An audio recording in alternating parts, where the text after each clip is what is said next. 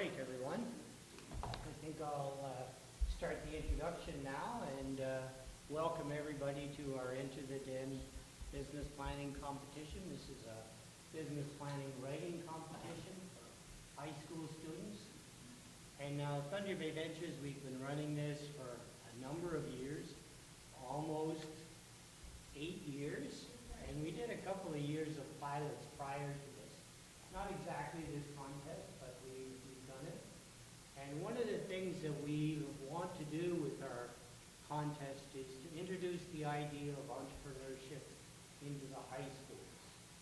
The idea that universities have contests and different structures to help university students out. So do the colleges.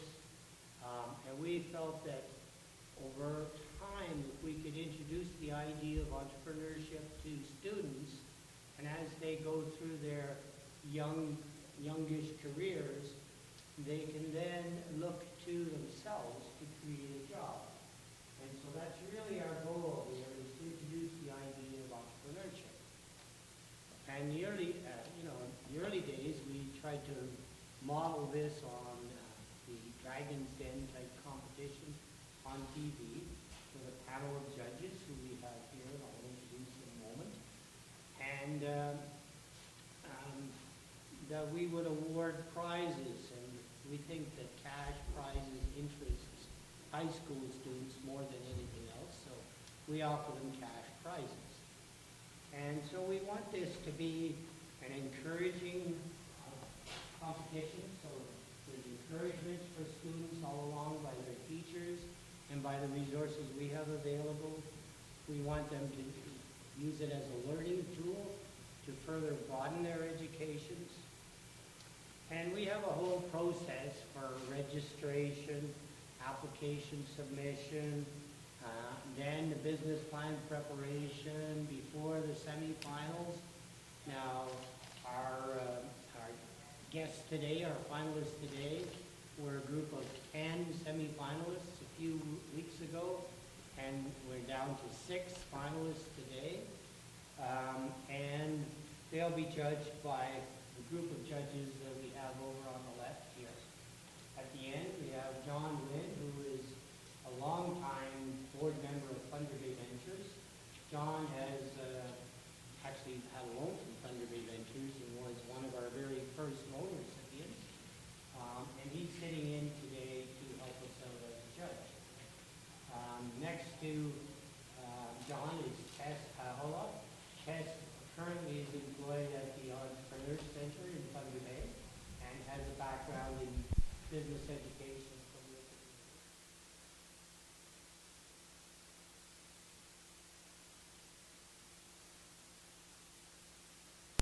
doing this. Next to Tess is Chris Stewart, who is currently a banker with Royal Bank and has had a background in different businesses in the city.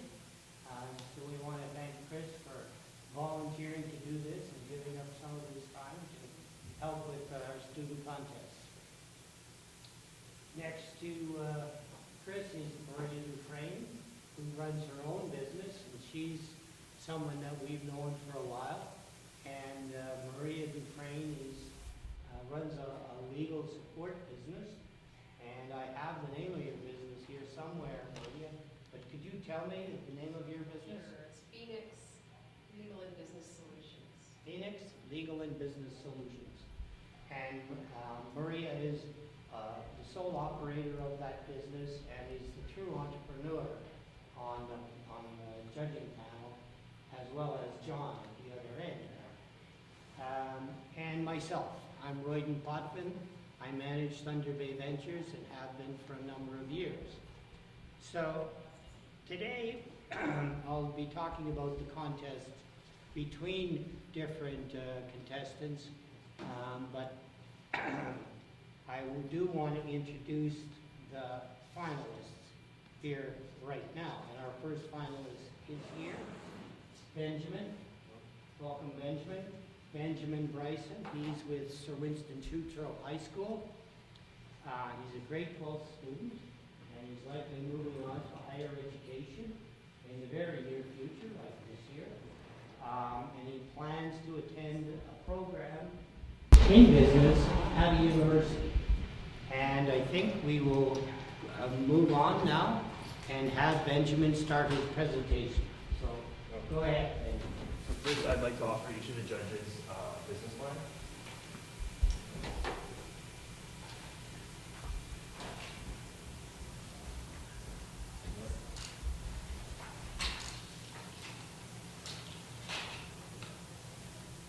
So, as already mentioned, my name is Benjamin Bryson, and I'm the owner of Best Friend Streets. Now, some of the dog treats you see on the screen here, you may own in your house, or someone you may, or someone you know may own them. But if your dog eats too many of these, you could end up looking like this. Oh, and you turn it off, okay. So that's where my company comes in, Best Friends Treats. We focus on selling healthy dog treats online over Facebook, Kijiji, and eBay, and are currently focusing on dog treats. So, a little bit about me. I am a grade 12 student at Sir Winston Churchill. I worked 1.5 years at Flavors Frozen Yogurt and Beyond, and have half a year's worth of experience working at Game Changers Energy Drinks and Juicery. I feel this gives me a bit of a background in nutrition, and is also where I came up with this business idea. I came up with the idea when I was actually working at Flavors, and a man came in asking for 2 ice cream cones. You figure one of them would be for his kid or his wife, but it was actually for his dog. And that's when I realized people are willing to spend a large amount of money on their pets. So my market research, so currently the dog share market in Canada is worth $322 billion, and is highly fragmented as many dog treat home bakers use a wide variety of ingredients and a wide variety of prices. Now, some of our key competitors we will face are big box companies such as Milk-Bone. Some of their strengths is they are a well-known brand in grocery stores, and some of their weaknesses is that they use untitled preservatives in their products. Now, there are opportunities that they have over us. They could sell treats for lower cost, and they might be able to reach more of a market share that way. And some of the threats we pose on them is we could occupy the market that is concerned with their dog's health. Canine Delights Bakery is another competitor that we will face. They are a local non-for-profit organization. Now, some of their strengths is because they are non-for-profit, it could make buyers feel obligated to buy from them. And some of their weaknesses is I found it very hard to find nutrition information on their website as I was on their Facebook page. Now, some of the opportunities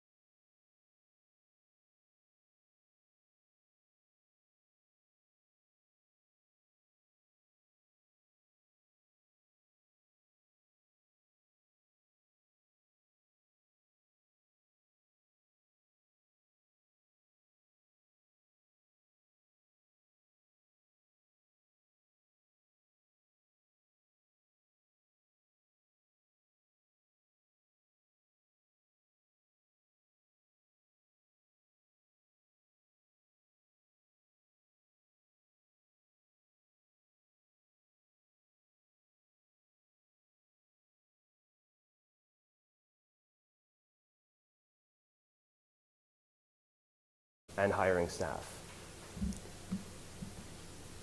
So the replenishing costs of course, renting out the facility daily and hiring staff, and of course all the ingredients put into baking 1,200 treats is $554. Now, the operations of this project would be to rent out the RFDA for 6 hours a day, as it is certified by the Thunder Bay District Health Unit. And we will hire 2 staff members. We will hire 2 staff members, and they will be paid piecework of $1.40 per bag.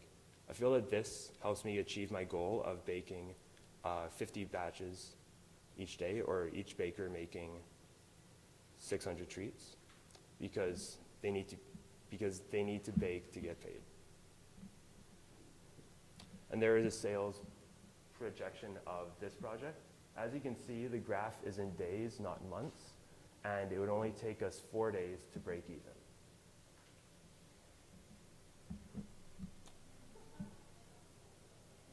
Oh, I don't know why that's there.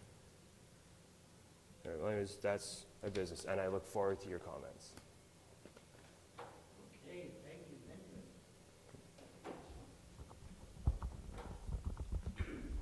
Always going to MC the questions here, if anybody has any questions from the judges. Questions, judges? Chris? Good day, Benjamin. So we're looking at having 12 treats in each bag, is that correct? Yes, sorry, I should have mentioned that. That's okay with the math. All good.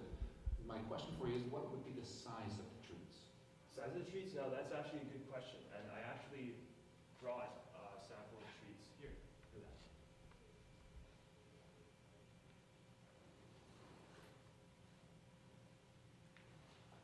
Now, I'd like to show them.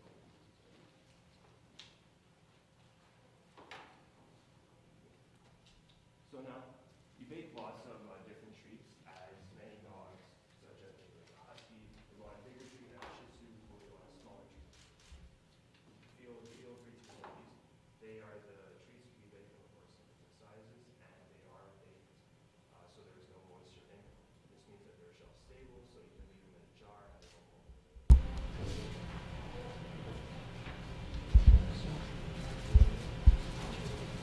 Are you currently selling these right now? Yes, I have it posted online right now. Okay. And what kind of marketing are you doing for example, in pet stores, local pet stores? I haven't really done anything in local pet stores, but we are trying to look into it.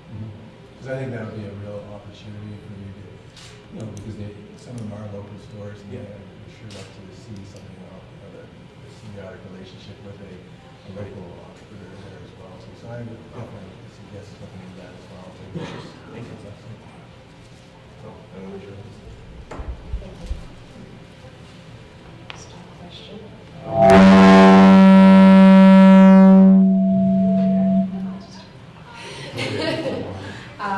Just a question. So you mentioned that your target market was a little bit of the sort of mid-range market. Is there a reason why you aren't sort of targeting a younger audience as well? Well, we see more of a younger audience as someone who just wants to buy treats for their dogs. I find that then of course it's just a generalized statement, but people who really go overboard with their pets are of course maybe a married woman, or not just woman, man or woman. But definitely once they hit middle age.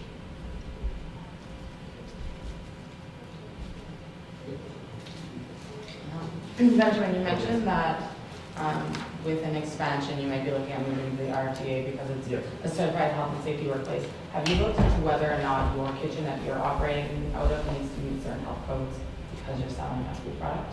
Well, I did actually look into that, and since it's a dog food product, there's no organization regulated. Correct.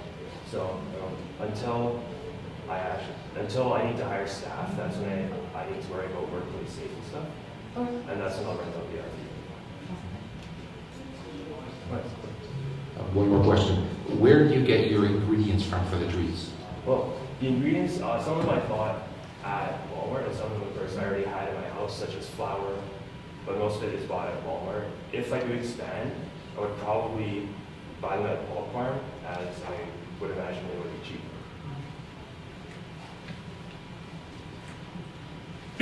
I have a question. Oh, for sure. Benjamin, how do you know that pets will want to eat your treats? Well, some of the main ingredients that we put in to entice a dog to eat the treats are fish oils, and these provide omega-3 fatty acids, and chicken broth, just as a bit of incentive for the dog to eat them. And I have tried them out. We do have a dog at home, and she does like them. Okay.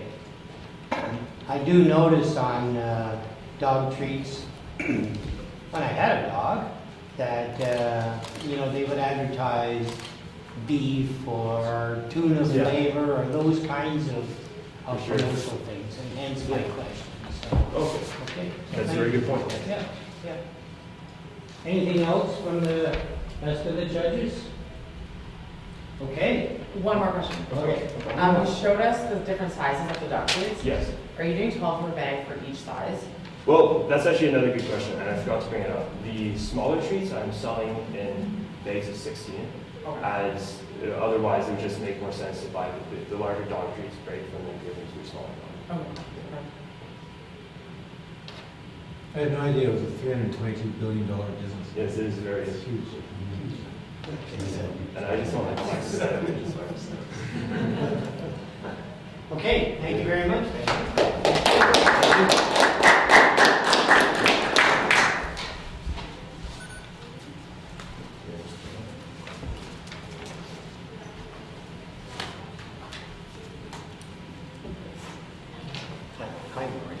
Now, we'll have just a short little break between contestants here, so everyone can just relax for a few minutes.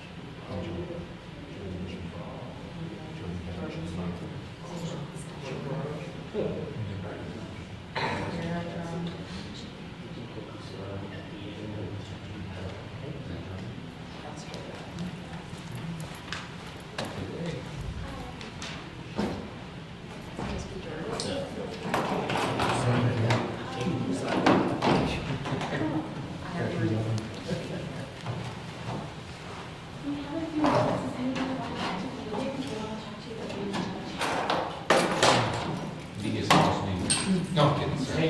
Oh, you're wrong. I'm not, would you like to go? I just want to ask you a few questions. You shall come. Let's both go. Both go, yeah, that's right, both go. Unless you would like to join us, please do. You can, we'll put a spiel about your business out there. Hire Tex, hire Maria. All right. Where are they? Just outside and around the corner on the left Where there. did Benjamin go? Thank you. Let's just outside. He's talking to them.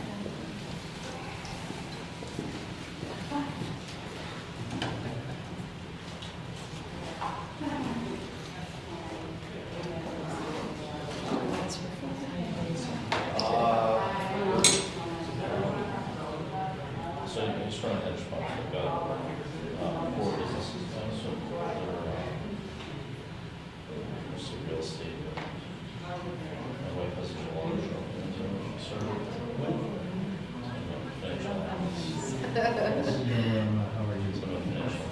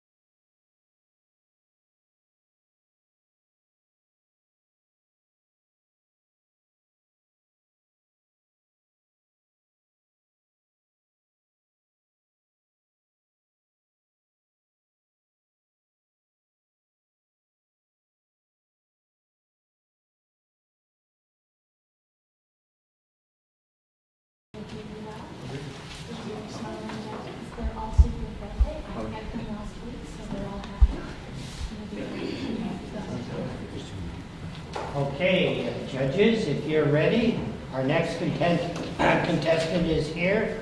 His name is Brent Templeman, and he's from Churchill High School. He's 18 years old, and his future plans are to attend college this fall and take something along the lines of construction engineering and building renovation. So we're going to let Brent go ahead now and introduce his product and his business.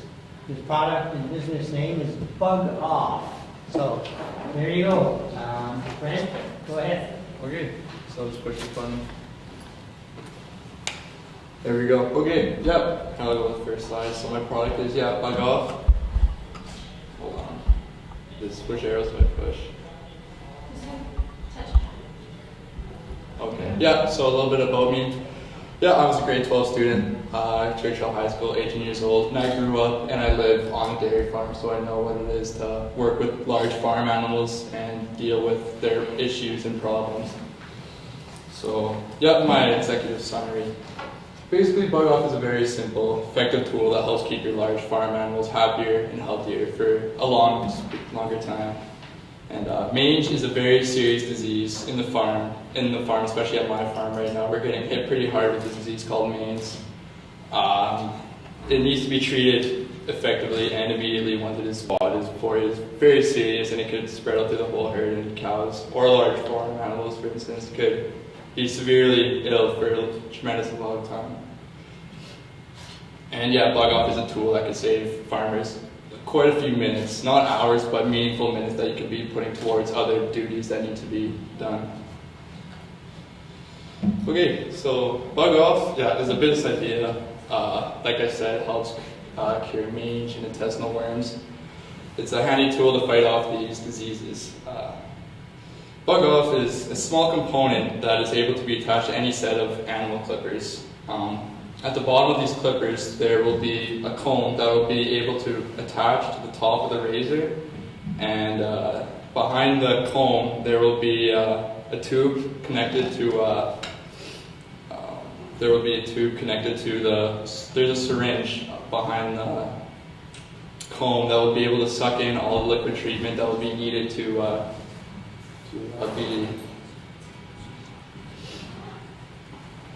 be applied to the animal.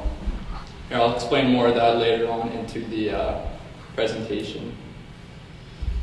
These two diseases are given early in cows' development, or even early in an animal's development, these main diseases. And mange, like I said, needs to be treated immediately once it is spotted, for it is a very serious disease, and it could cause harm to the animals. Okay, in this description, young farm animals are not physically as strong as mature animals, and because of this, they will need a lot more attention and care from the farmer so they can grow way stronger and healthier. And Bug Off can simply be used in multiple situations, from just giving a haircut to just a nice relaxing grooming session. And this is a picture because I know you guys might not know much about the farm. Cows, do they really need to groom themselves or whatever? But matter of fact, they do. They groom themselves quite frequently. Right here is a picture of an automatic groomer, and we have 4 of these located in my farm, each in the corner. And what they do is cows just walk up to them and they stand under them for hours, and it just turns and spins and just grooms them, creams all the hair off of them. It's a very relaxing grooming session. Opportunities. Your relationship with your animals, they will greatly improve with all the one-on-one time they will be receiving, and because of all of that one-on-one time, they will become way more docile, way more friendly, they'll be more approachable, so they won't be more kicking and screaming kind of deal. Bug Off, we strongly believe that your animals deserve your utmost attention when they're feeling ill. Plans for modifying. As Bug Off grows, we plan to work our way into smaller animals such as cats and dogs, and even the wildlife, and hopefully one day work our way into the veterinarian system and worldwide. Marketing plan, as simple as just marketing this product would consist of putting an ad into some of the well-known farm magazines such as Dairy Producer and Country Guide. and just farm shows. The easy way, just farm shows. So this is the whole liquid treatment right here. We have for example, I got a liquid treatment called doramectin. It is a bottle of a liquid treatment that can come in many sizes. But considering there is licensing issues, I will not be able to sell it, but I can purchase it for use on my own animals that I have. And the amount of liquid that would need to be used for a cow, that would be 1 milliliter per 22 pounds or 10 kg of the animal's body weight. And for an example, a 1-year cow weighs approximately 500 pounds. And so that would mean one dosage of this liquid treatment would mean that they would have to get approximately 25 milliliters of the liquid treatment. So if we had a 1 liter bottle of this doramectin, it would be able to be treated with about 40 cows, 1-year-old 500-pound cows. And the purchase price of this liquid treatment retails at a store for $112.95, but because of licensing issues, I will not be able to be selling it. And the financial plan. So the cost of the rubber hose, I did a lot of research on how all this would even come to be, how we can make it. It would be approximately 13 cents for the rubber hose. To make a cost of a 3D printed trigger, it would be 50 cents, and a custom built syringe, $20, and a custom made comb would be approximately $5. And considering that the target market is large farm animals, the reason that the clippers aren't up there, because if you are a farmer and you have animals, you will already own a pair of animal clippers. And yeah, selling all the parts together would be $25.63. And so then I'll be selling the purchase price of Bug Off would be retailed at $50.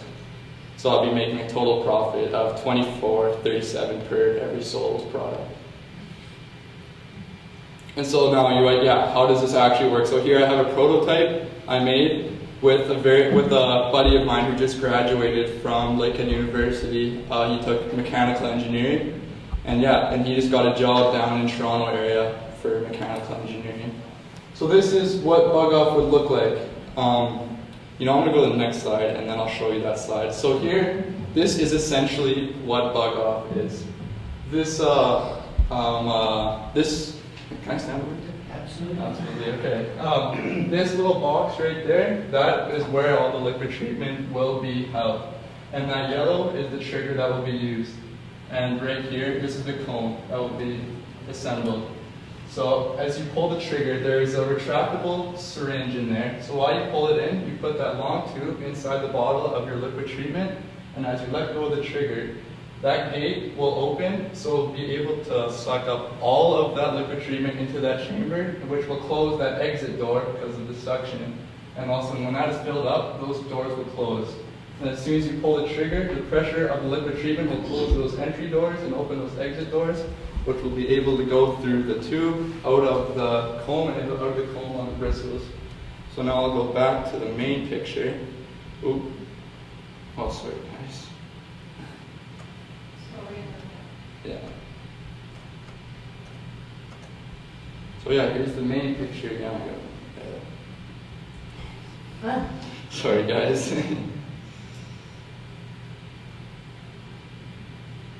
Okay, so here's the razor. So the first step would be to shave all that dead hair off that would be surrounding the infected area with the razor. And now that the razor is there, the second stage is the comb. And while you're going over top of the infected area with the comb, you'll be pulling the trigger, which will be forcing out the liquid treatment through the comb, up through the bristles of the comb. And then just as simple as that, and then once that comb's empty, then the next cow, so on and so forth. And that is my business idea. Okay. Okay, thank you, Brian. Questions from the judging panel? John? That machine that you showed, the cows walk back and forth, is that part of this thing here? No, it's just an example to say, like, I know one of my first, to get here, they asked the cows actually groom themselves, and just to prove that they do, we have 4 of those to show that they do groom themselves.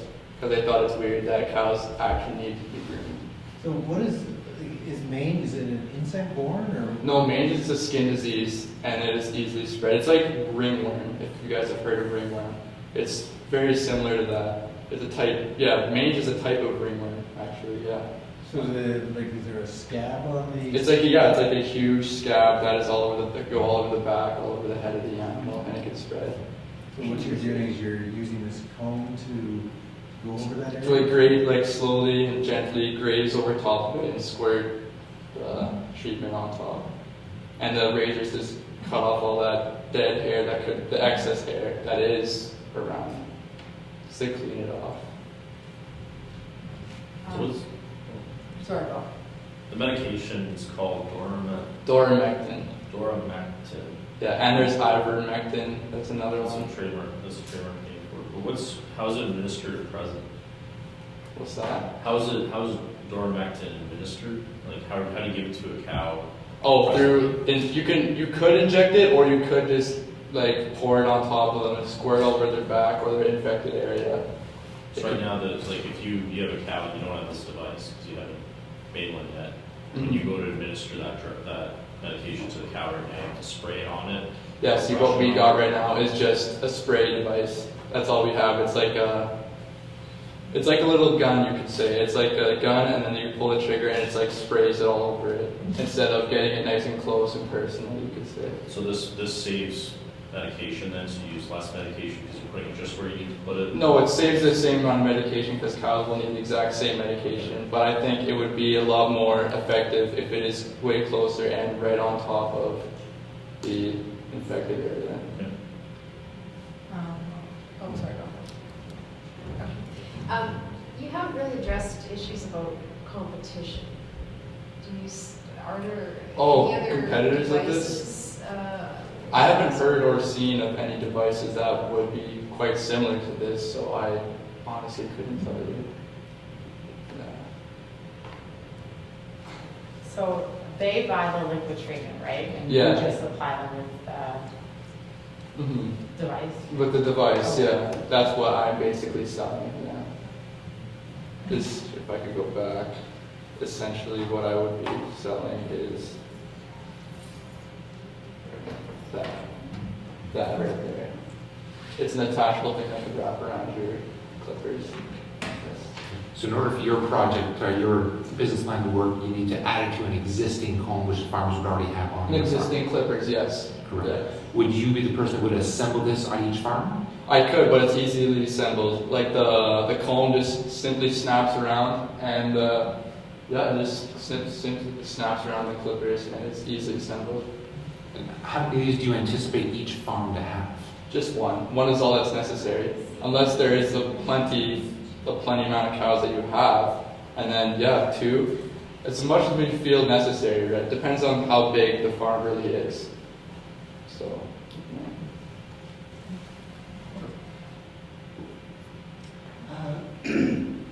Brent, could you explain, maybe by jumping up on the stage, like how you would actually hold that device? Where the liquid sits and how you would, Yeah, of course. how the clippers work? Well, clippers, they're essentially just like hair clippers that you can use on like people. Like So they're electric then? they're electric or battery powered. Okay. Yeah, you can buy electric or battery powered clippers. So yeah, just the razor right here. I'm gonna go smooth over here. And then yeah, here's the triggers right here. Just pull the trigger, and then yeah, and then also you put this long tube. Essentially, this will be a longer tube, which will be able to fit into your bottle. And that will, as you pull the trigger and release, there's a strong retractable syringe that will be located right in there, and that will be able to suck in all of that treatment. That will be able to be locked into this chamber. So while that's being sucked in, yeah, those doors will close and open. And then when you pull the trigger, as you're going over top of the infected area with the razor, this comb will collectively gracefully groom over the infected area while picking up the dead skin that that razor has already cut off. And as it is doing that, this trigger will pull the trigger and it will go through the comb out of the bristles on top of the infected area.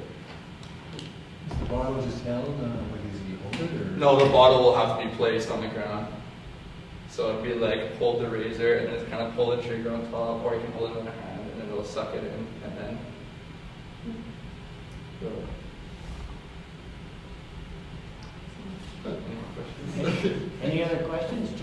How many farms are there in North America that buy this?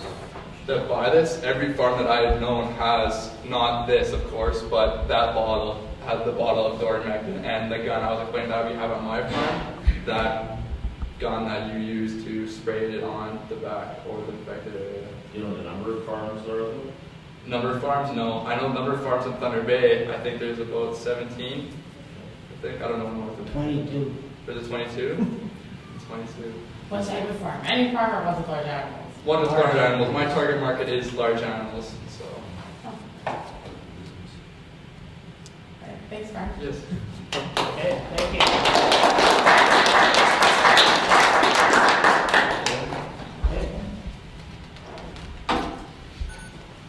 Very much.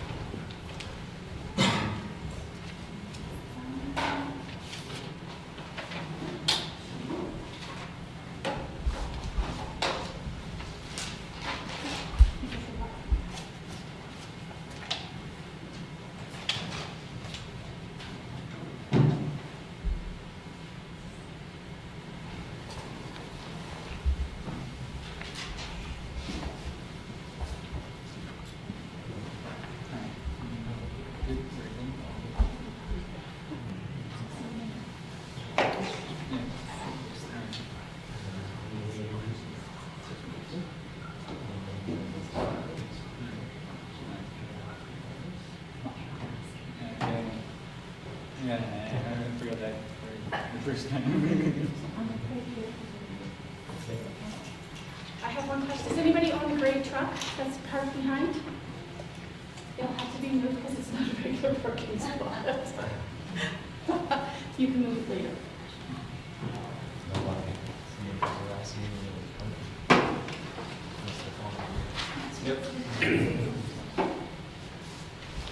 Welcome, everyone, and new guests to the audience.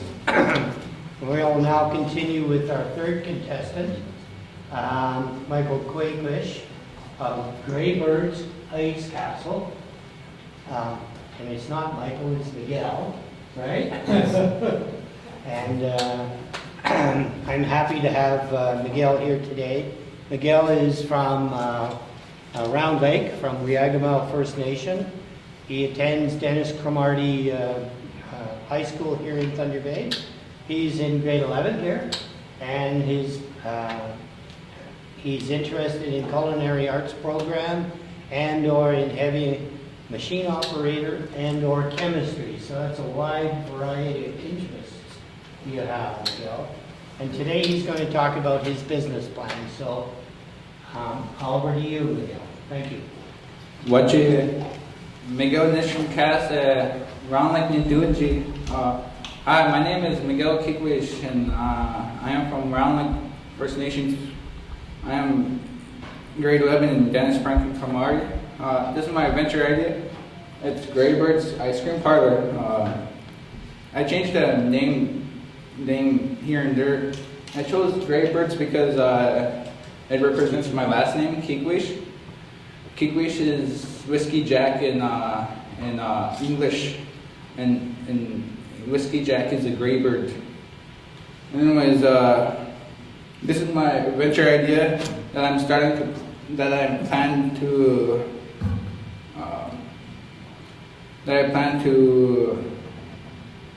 build in my home community.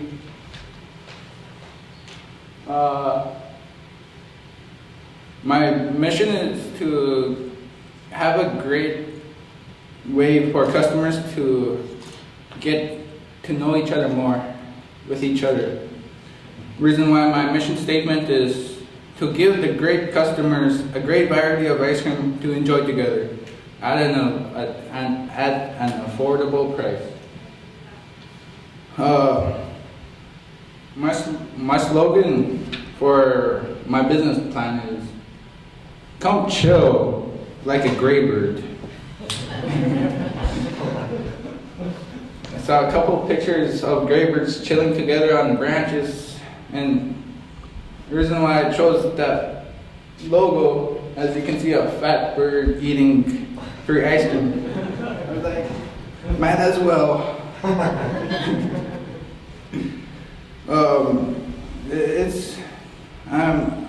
I'm a person that likes comedy and like to have fun over things.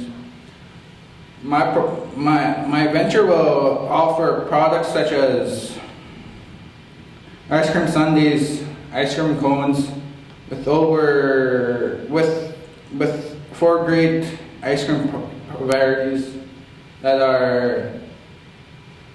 are offered yearly, all year round, and a specialty ice cream per week. And if that special ice cream is a fan favorite, it will become an ice cream that is offered all year round. People can order them in ice cream bowls, cones, and ice cream sundaes. Specialties will be extra charge. My venture will be owned by me solely as a sole proprietorship. During the summers, I can operate it by myself, but when I'm out here for high school, I would probably need a family member to operate it. My business will be located in my community off the main road in South Shore Road. It will be in an intersection. It's going to be in a shack, probably like a medium-sized shack. My ice cream will be stored at my mother's house from a chest freezer that I will purchase.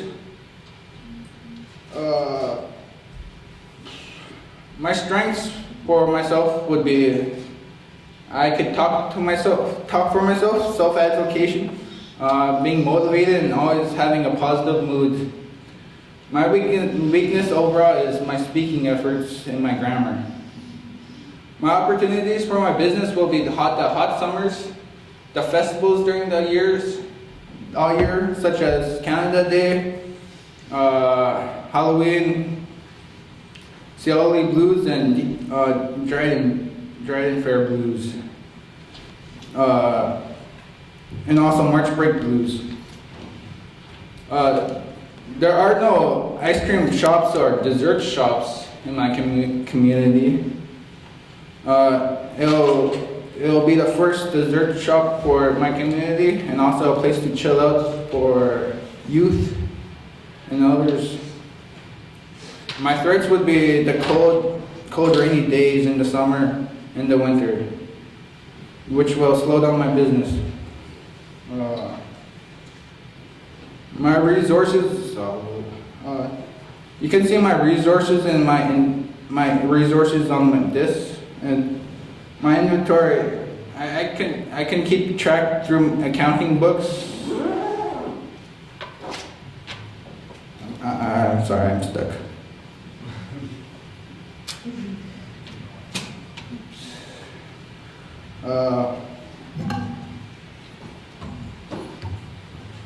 I will keep a journal that will keep track which ice cream which will make the most profit and the most popular.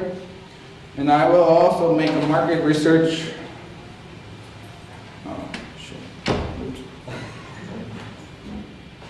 My distribution plan is to sell out of vehicle or my shack that I'm going to be building. I will drive around my reserve during hot summer days so it can be sold faster and so people can have access to it no matter how far I am. During the festivals, I can go set up a shop at the festival grounds and go sell my ice cream there.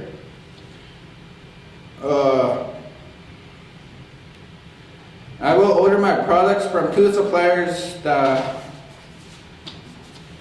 Chapman's Ice Cream itself in off Toronto area, and Mavros Foods and Distribution Incorporation in Toronto area too.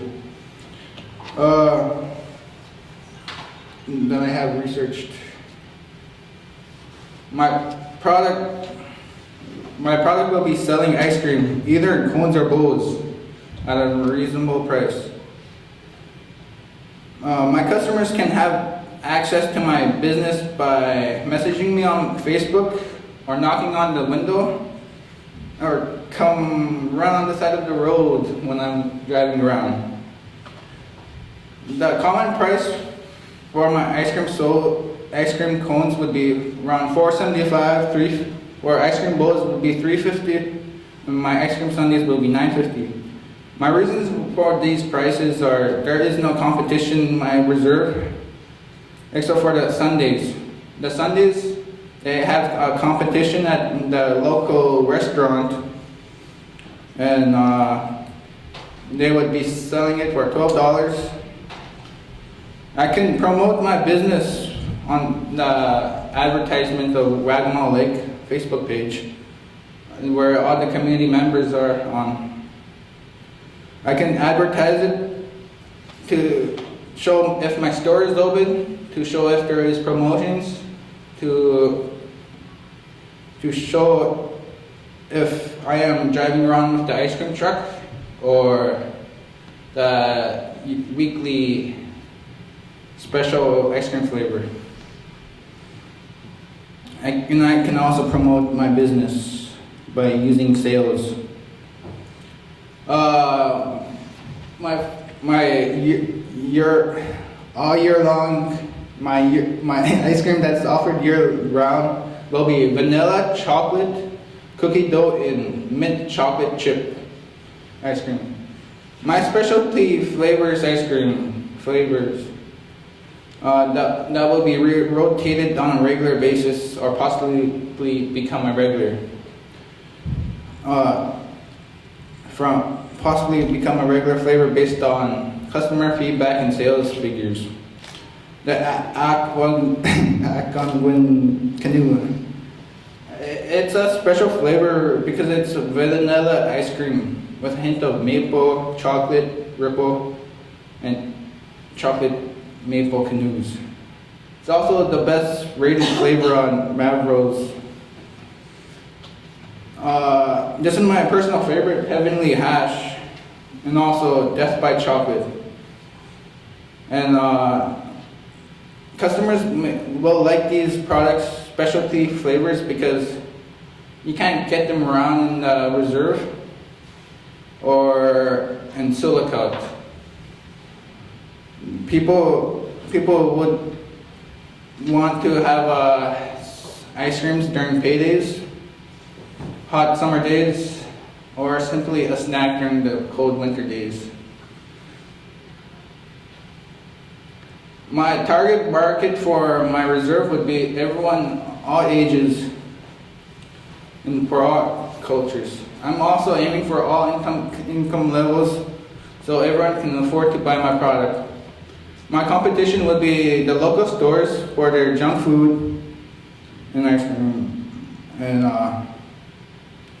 there's no competition for homemade desserts.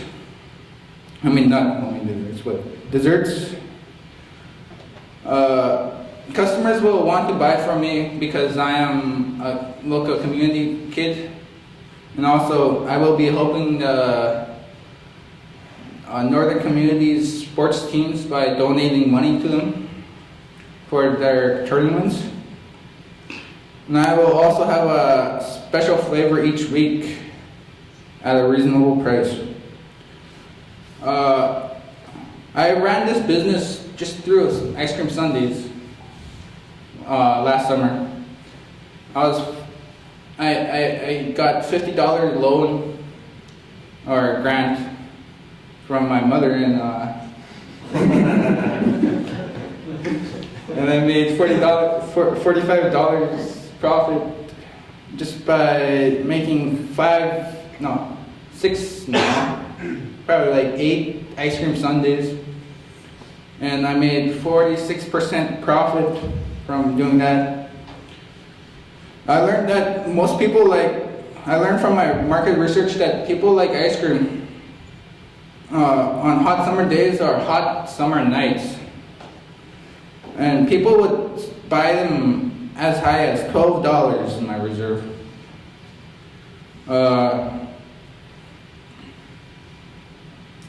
This is my financial plan. You can see under printed out things. My short-term goals, well, my first year goal is to at least sell 1,750 ice cream bowls or 20 ice cream cones per week and make a $2,600 profit with my business. My long-term goals, my second, third year, I would like to make a profit of $3,500 or $4,000. My fourth year, I would like to make a $4,500 or $5,000 profit. My fifth year, I would like to make a $6,000 profit and start on expanding. My sixth year, I would like to expand to Thunder Bay or Silicate for the wide profit margins. I would like to run my business for 10 years or become a successful entrepreneur and pass it on to family so they can have financial aid for going out to high school or college, and to expand my ice cream shop with a lot of varieties of snacks, such as hot snacks such as pies and crisps. I can get my funding from NNEC scholarship for graduating the Paul Martin Business Program. I can get a $500 scholarship. I can get from NADF Equity Assistant Grant up to $10,000, non-repayable grant, summer company. I can get a startup $1,500 and end with a $1,500 gift, non-repayable if I'm accepted by the program though. Also, I can also join in the Canadian Youth Business Fund. I can get up to $45,000, which I'll be rich.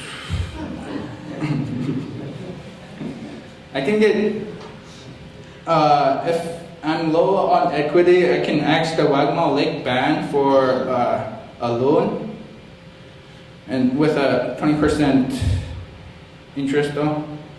So total funds available for startup would be approximately 58,000.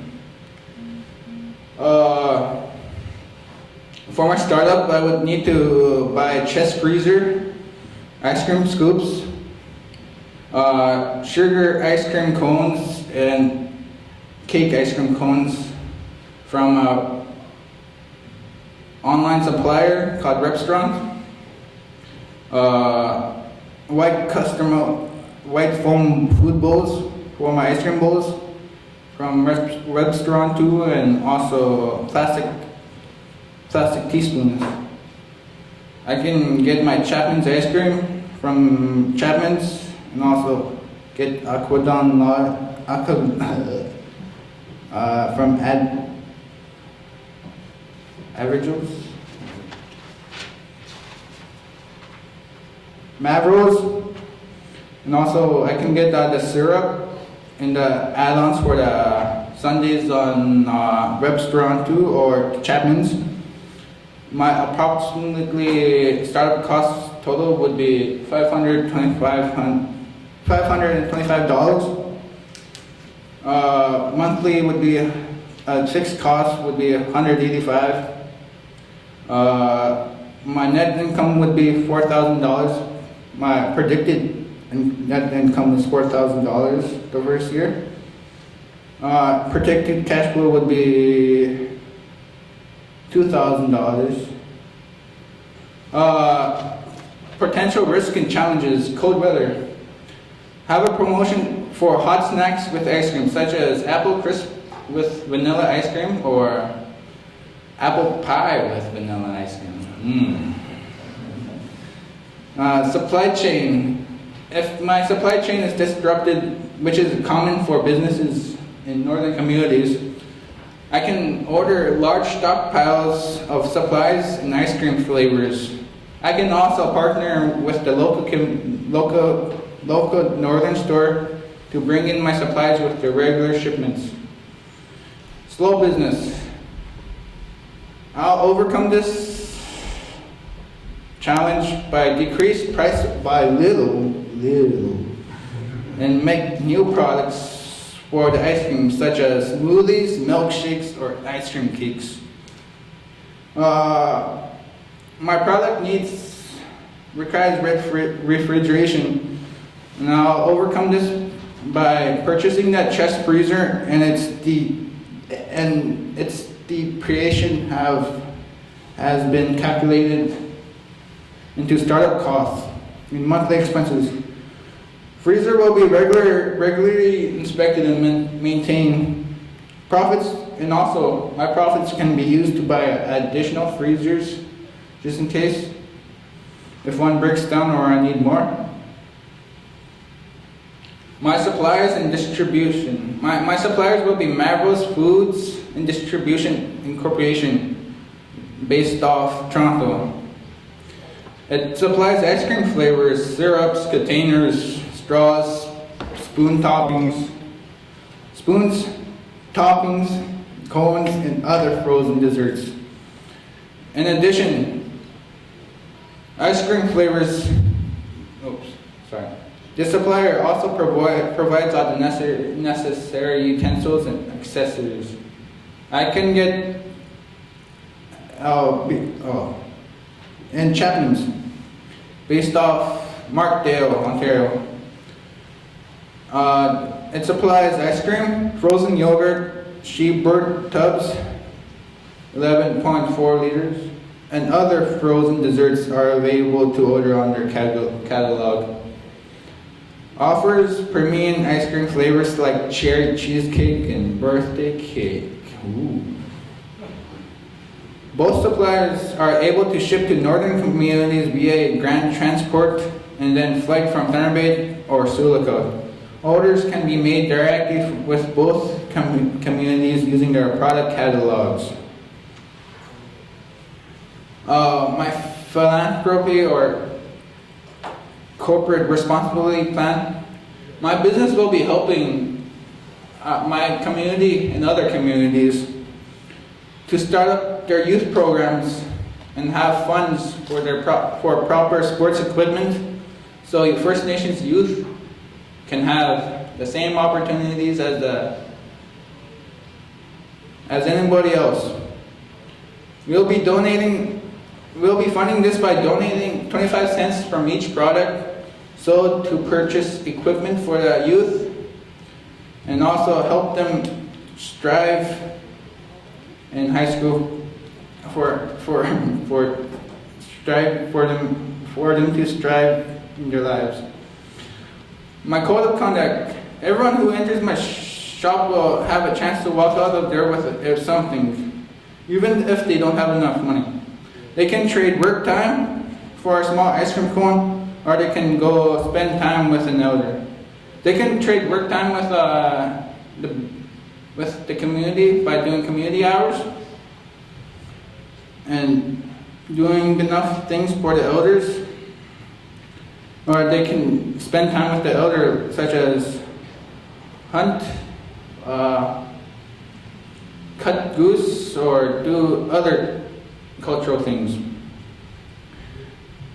This promotion isn't meant to be taken advantage, since I know everyone in the community. It's meant to encourage a greater connection between First Nations youth and elders. The business is meant to promote the betterment of Wagimal Lake First Nation. My duty will be the owner and CEO of the MQ Enterprises. I'll also be the inventory manager. I'll keep track of inventory, order supplies when needed. Customer service: provide customers with ice cream. Go drive around a vehicle to provide. And also financial management: keep track of cash flow, pay bills and expenses, keep track of profits. And thank you very much for listening to my presentation.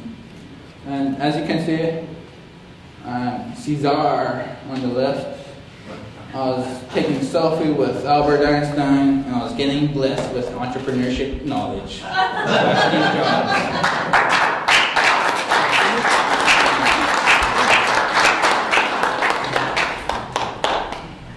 Well, on that note, have we any questions for Miguel from the judges? Chris? Did you say you had some pages for us to look at? I said there was. These weren't printed off for you? No. No? We'll turn these to you. Sounds good.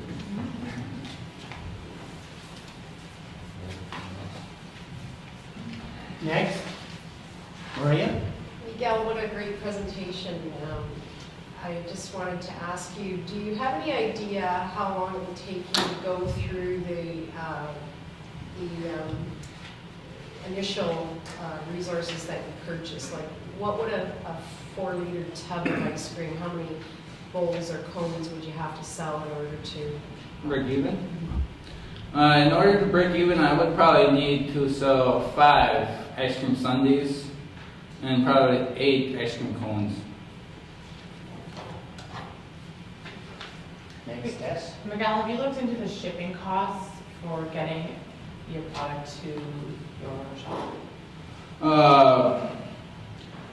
I'm trying to partner. I would partnership with my.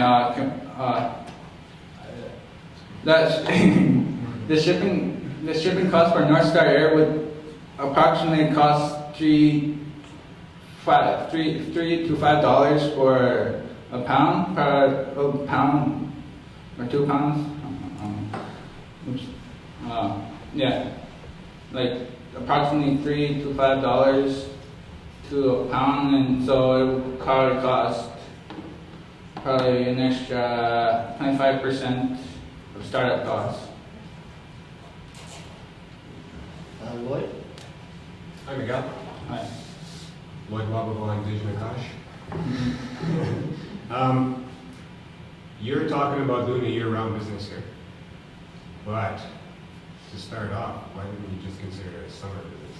Because that is screaming summer job for you big time. And then in the winter months, you could shut it down, go to school for now, and come back and do it again next summer. And then, if you graduated, either continue on throughout the winter with your plan, and or go back to school. Just a thought, but great presentation, great idea. You need 500 and something bucks, I'll give it to you myself. Okay? But no, seriously, you should just consider doing it in the summer. Yeah. And I like how you're differentiating yourself by lowering your price in comparison to your competition, and you're also doing the mobile thing, like going out and getting your customers instead of waiting for them to come to you.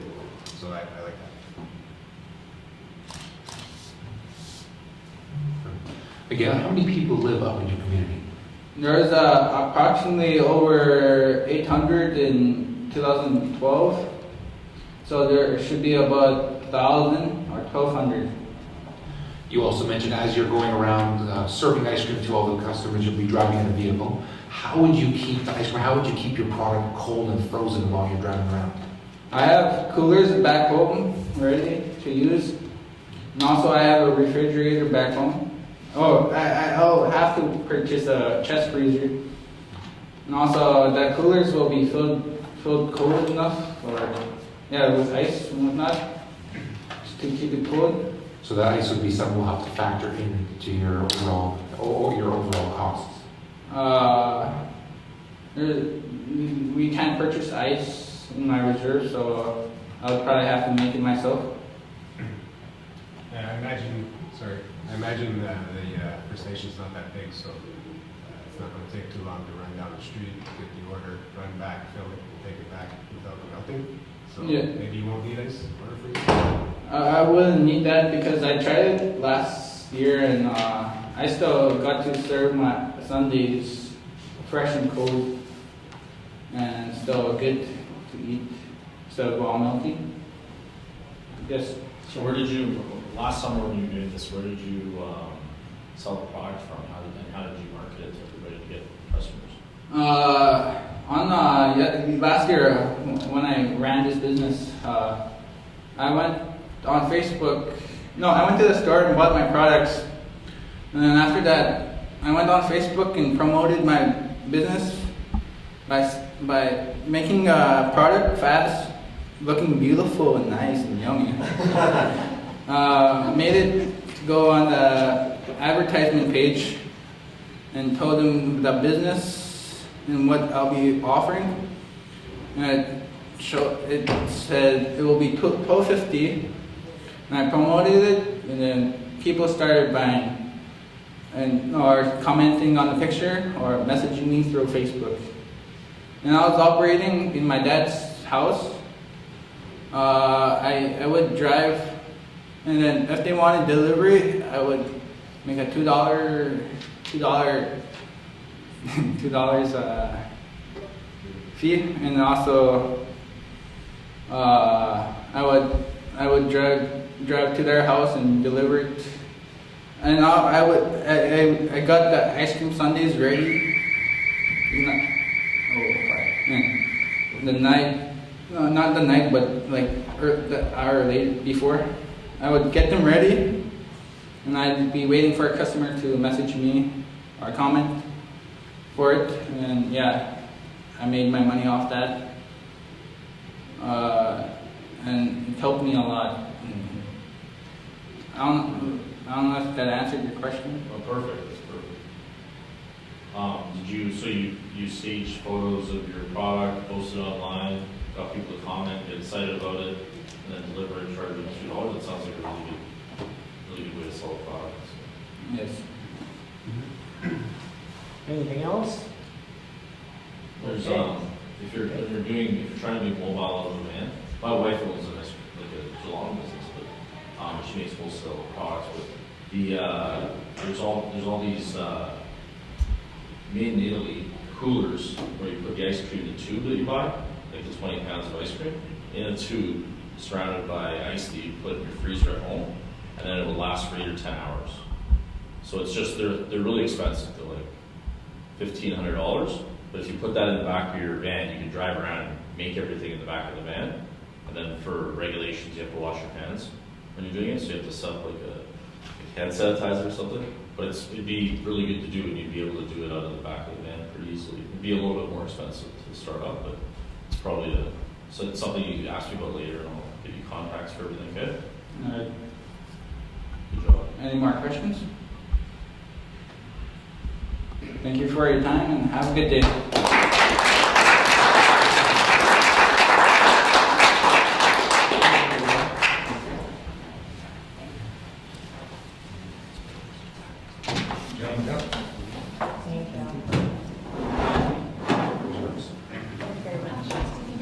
Have a good day, you guys. To drive a spot. Yeah, I know. Nailed it. Yeah, What just can I wait a do? bit. What do I do? I have no idea.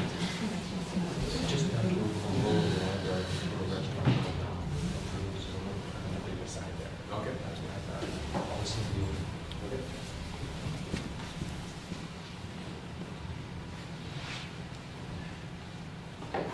So we'll have a few moments because Lloyd has to move his vehicle. So if you guys all want to help yourself to snacks or refreshment, please feel free to do so. Looks like it.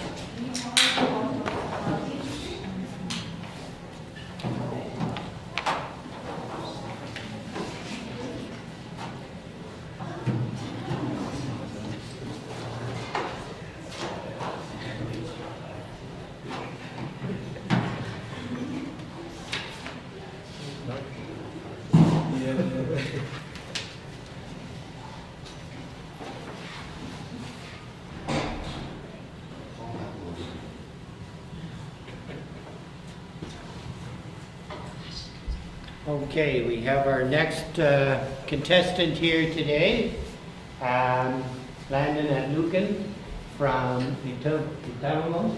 Fort Hope.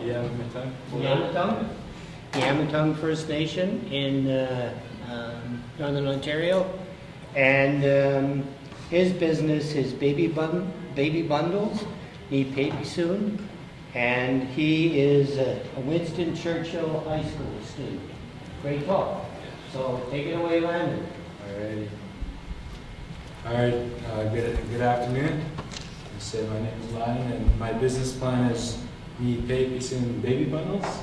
And as you can see, a little slogan there, every baby bundle has a story. So I'm just gonna briefly explain the purpose of this baby bundle is. It's what I was told when a baby is first born, they're used to being in the womb.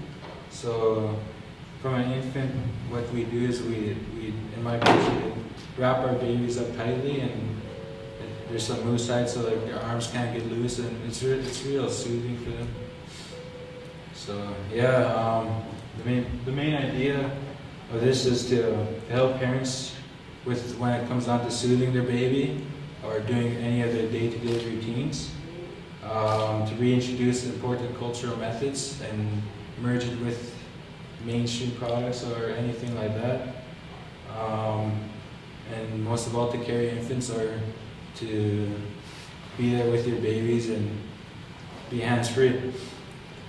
What we offer is cultural designs and trendy designs. So as you can see up here, on the left one, it has flowers and it's very well hand designed made. And on the right side, we have I think that's the Backyardigans. It's a children's TV show. Why buy new paper soon? It's probably the biggest question anybody would ask. Well, it saves you a lot of stress when you're putting your baby to bed. The designs on them are beautiful. It's a unique way to put your baby in a bundle because you have like people use blankets sometimes, but what happens when their hands get free, and that's when they wake up. So each piece is different and it can never be the same. What I mean by that is the designs on them, and there's never going to be the same one out there. It helps soothe their baby without a hassle. So, like I said, it's very comforting for the baby, and yeah. And every knee baby soon has its own story. Meaning, what I mean by that is, it's very memorable. When your child gets older, and you'll look at this thing and you'll remember all the memories you have. So I think it's an important piece, and most of all, it's hands-free. The materials, we have thread, fabric, thin blankets, a cushion, moosehide, and some consist of birch bark. You could add birch bark for the support in the back. The product itself, it's unique designs, safe and reliable. So like as you can see, the baby won't roll over onto his or her face, and that's a lot of issues. So it is a safe product, and what I mean by it's a sensitive product, I believe like it's sensitive for the mother, because like I don't know, I wouldn't know, but you could add different themes and custom designs, so anybody could like put in an order if they want, like if there's any sporty people here. You could have Montreal Canadiens. I'm not a Montreal Canadiens fan. You could have Toronto Maple Leafs. There you go. TV shows like the Backyardigans. You've seen a picture before. different things. Just it is a portable product. Like you can carry your baby around in it, and yeah. So I'll be the one responsible for the success of the business for the first year, and then when the business grows and becomes more of a trend, we could hire more people and make sure this is organized and it's going well. I think that knowing the business and understanding it all is the key to the success.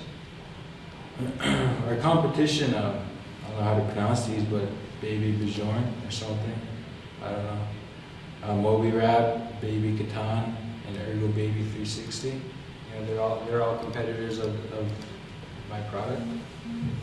And you know, I think my product is better because with those they're more for like carrying your baby.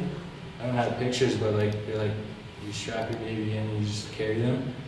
But mine is I wish I brought mine, but you can see pictures. It's handmade, so like they have designs on them. It's memorable, like I said, and you know, it's just I don't know.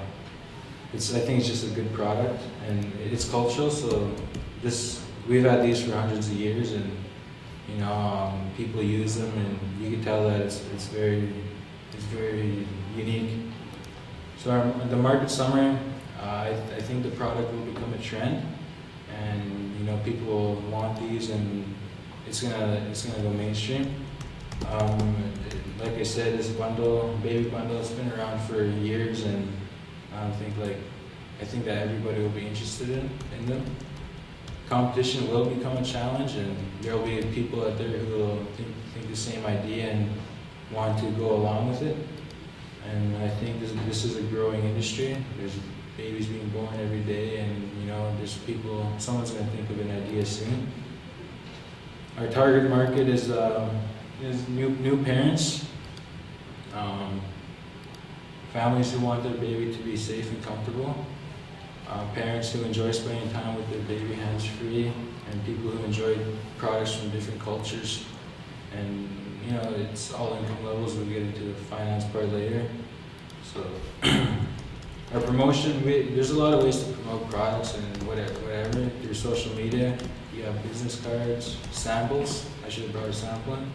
Special events like the farmers market, craft shows, yard sale. I don't know, whatever they have here. We have Kijiji and most of our website. So there's a lot of ways to promote this product, and yeah. The trading area and location, everything will be shipped and sold from Thunder Bay, because design and preparing the product will take place in Yabon, which is my community, also known as Fort Hope. So that's where the sewing, putting it together, and orders will take place. The finishing touches, what I mean by that is like making sure it's good and ready to be sold will be in Thunder Bay. The reason why I picked Thunder Bay is because it's sort of like the center of everything. You got the areas, you got flights going in and out to Northern Reserves if that's where you're shipping it to. You could drive it around, not drive it around, but like ship it from Thunder Bay through roads, and I think it's just the center of where it is. Human resources. So 2 staff members to sew the product together. We could hire more staff when the business gets larger and it's more well known. And for really like a product like this or a business like this, many staff isn't really needed. Our strengths and weaknesses. So for strengths, we don't have a lot of competitors. Like I said, the ones I listed are not really competitors because they're more of like carrying your baby around or something like that. It's a well designed and it'll catch people's attention very quickly. So that's a way that it'll be put out there and spread quickly. There's a very high demand in northern communities for a product like this. It's not marketed or sold like a business, but there are people who like sell things like this. You're sharing cultural products with everybody. You know, it's a way to like show that we're, I don't know how to explain this, but you know, we're sharing with everybody. We want to show people that how we did things back in the day. With designs, you could like change things up, and yeah, it's simple to make if you know how. Like I don't know how, but it takes me days. For weaknesses, it does take some time to design one. Not a lot of time, but sometimes it does. It really depends on how much design and you're putting into these things. For shipping, like selling product, and like that's something you gotta really think of. Materials for sure. So what I mean by materials is the moose hide, and I'll talk about that later as well. And allergies, like what if the child's allergic? So to not just moose hide, but the other fabrics and materials that are in it. The financial part of the business, yeah. So finance, I'm just gonna say this is the hardest part. That was really it was rough thinking about this. I was arguing with my business teacher for a while, just trying to sort this all out. So the cost to make one is about $40. It really depends on what you're putting into it. So that includes the materials and labor. You'd sell the product for about $80 to $150, and it is a wide price range because it really depends on how much design you're putting into it. So that's where it goes. Once the company sells 100 new paper students, we'll reach a break-even point. The goal is to sell 300 each year. So yeah, and the company will make about $36,000 every year, and that's like to pay your staff or cover any like fees if there are any. My staff is paid $15 per hour. My profit will be about $15,000. This is for a year. I don't really know how much it'll actually be because this isn't the business yet. But the second year will have more profit because it'll be more well known and out there, so people will be more likely to purchase it. And cost share with Ontario Works. So, and what I mean is, in Ontario Works in northern communities, what they try to do, or what they do, is they like to bring back cultural methods. And so what my plan was, and I talked to someone, my mom works for Ontario Works, and she does a lot of that stuff, but I was talking to her about it, and she was saying that, well, what we talked about was Ontario Works clients, like, they could actually tan the moose hide, because they try to bring back the cultural methods and teach everybody how. So they could actually do that for me, because where I'm from, I have never seen anybody like save their moose hide to tan it. I've just seen it being like thrown away or like put it aside, and yeah. So you get cost sharing, you can make about 15 from one moose hide, and yeah. So you're not paying a fee for anybody to tan the moose hide, or you're just paying for materials like beads, if you're gonna use beads, thread, fabrics, or a cushion. I did look up baby regulations, and like for a product like this, I couldn't really find any, but I'm sure there are some regulations, and like, there's probably a legal site of this, which I couldn't find. Yeah, so just thank you for listening, and thanks.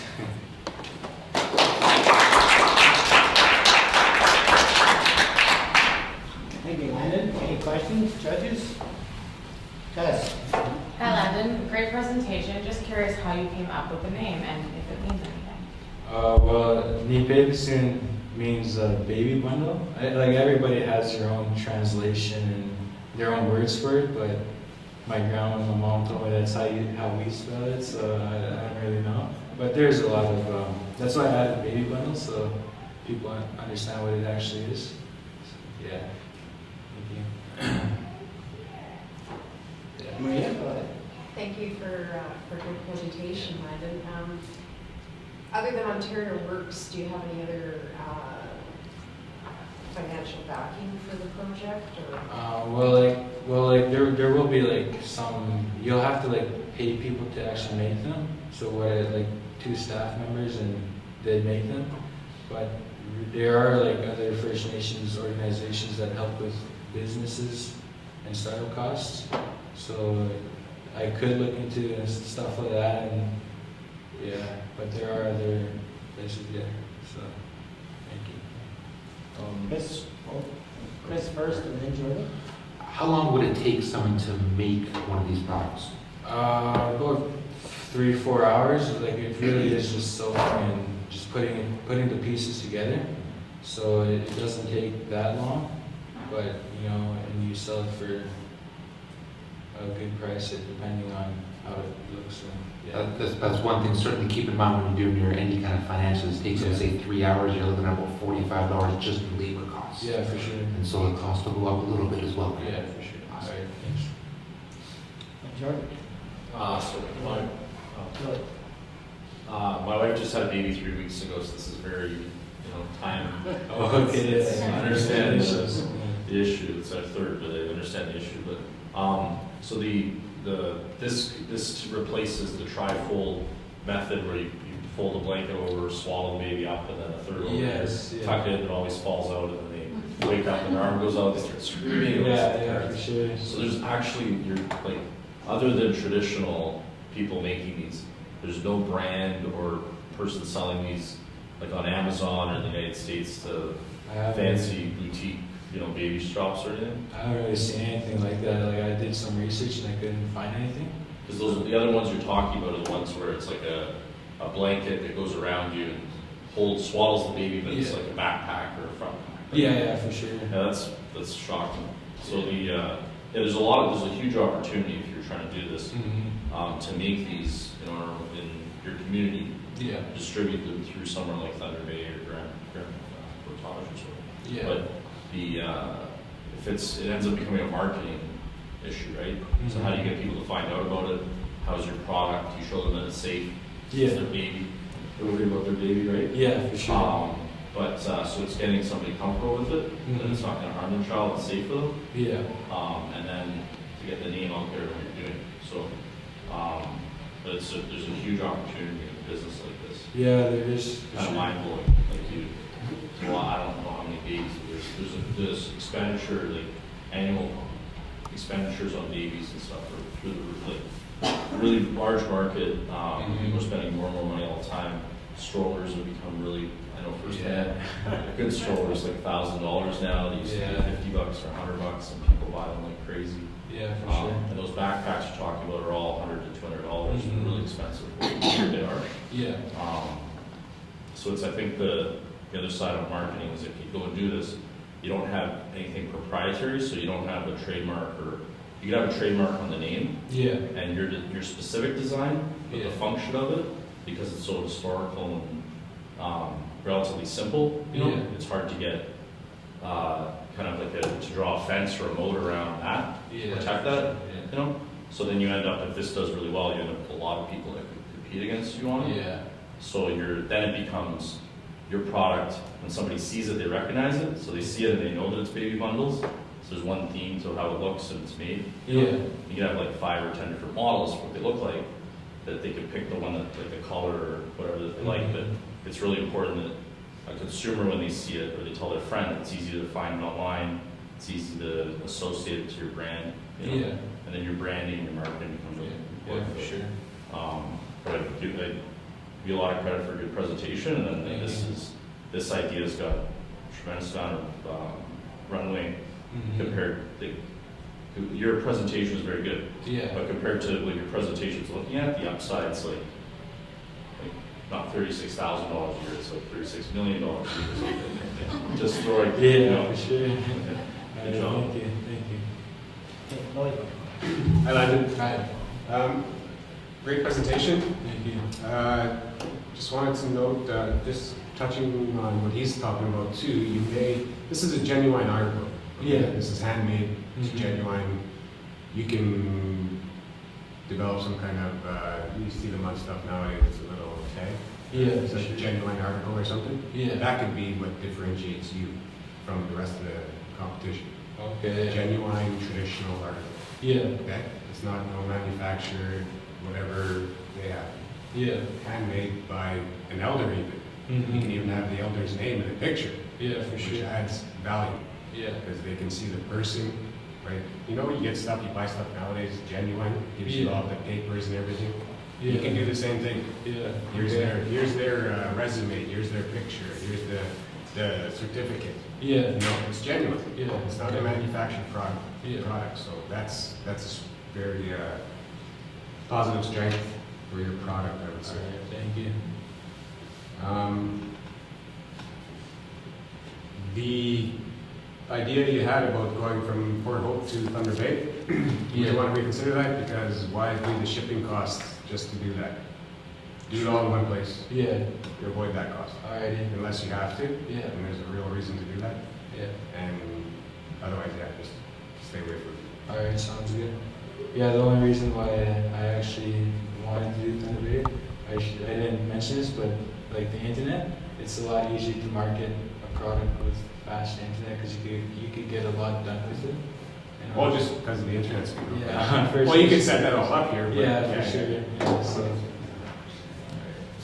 Landon, with what Lloyd and Jordan were intimating and maybe didn't quite say is you may be underpricing your product because it's a genuine, authentic product, Yeah. and because the marketplace does charge a lot for these specialty products Yeah. for babies. People want to spend money on the best. Yeah, for And sure. you would be making the best Alright. in an authentic product. So keep that in mind. Alright, sounds good. Any other questions from the judges?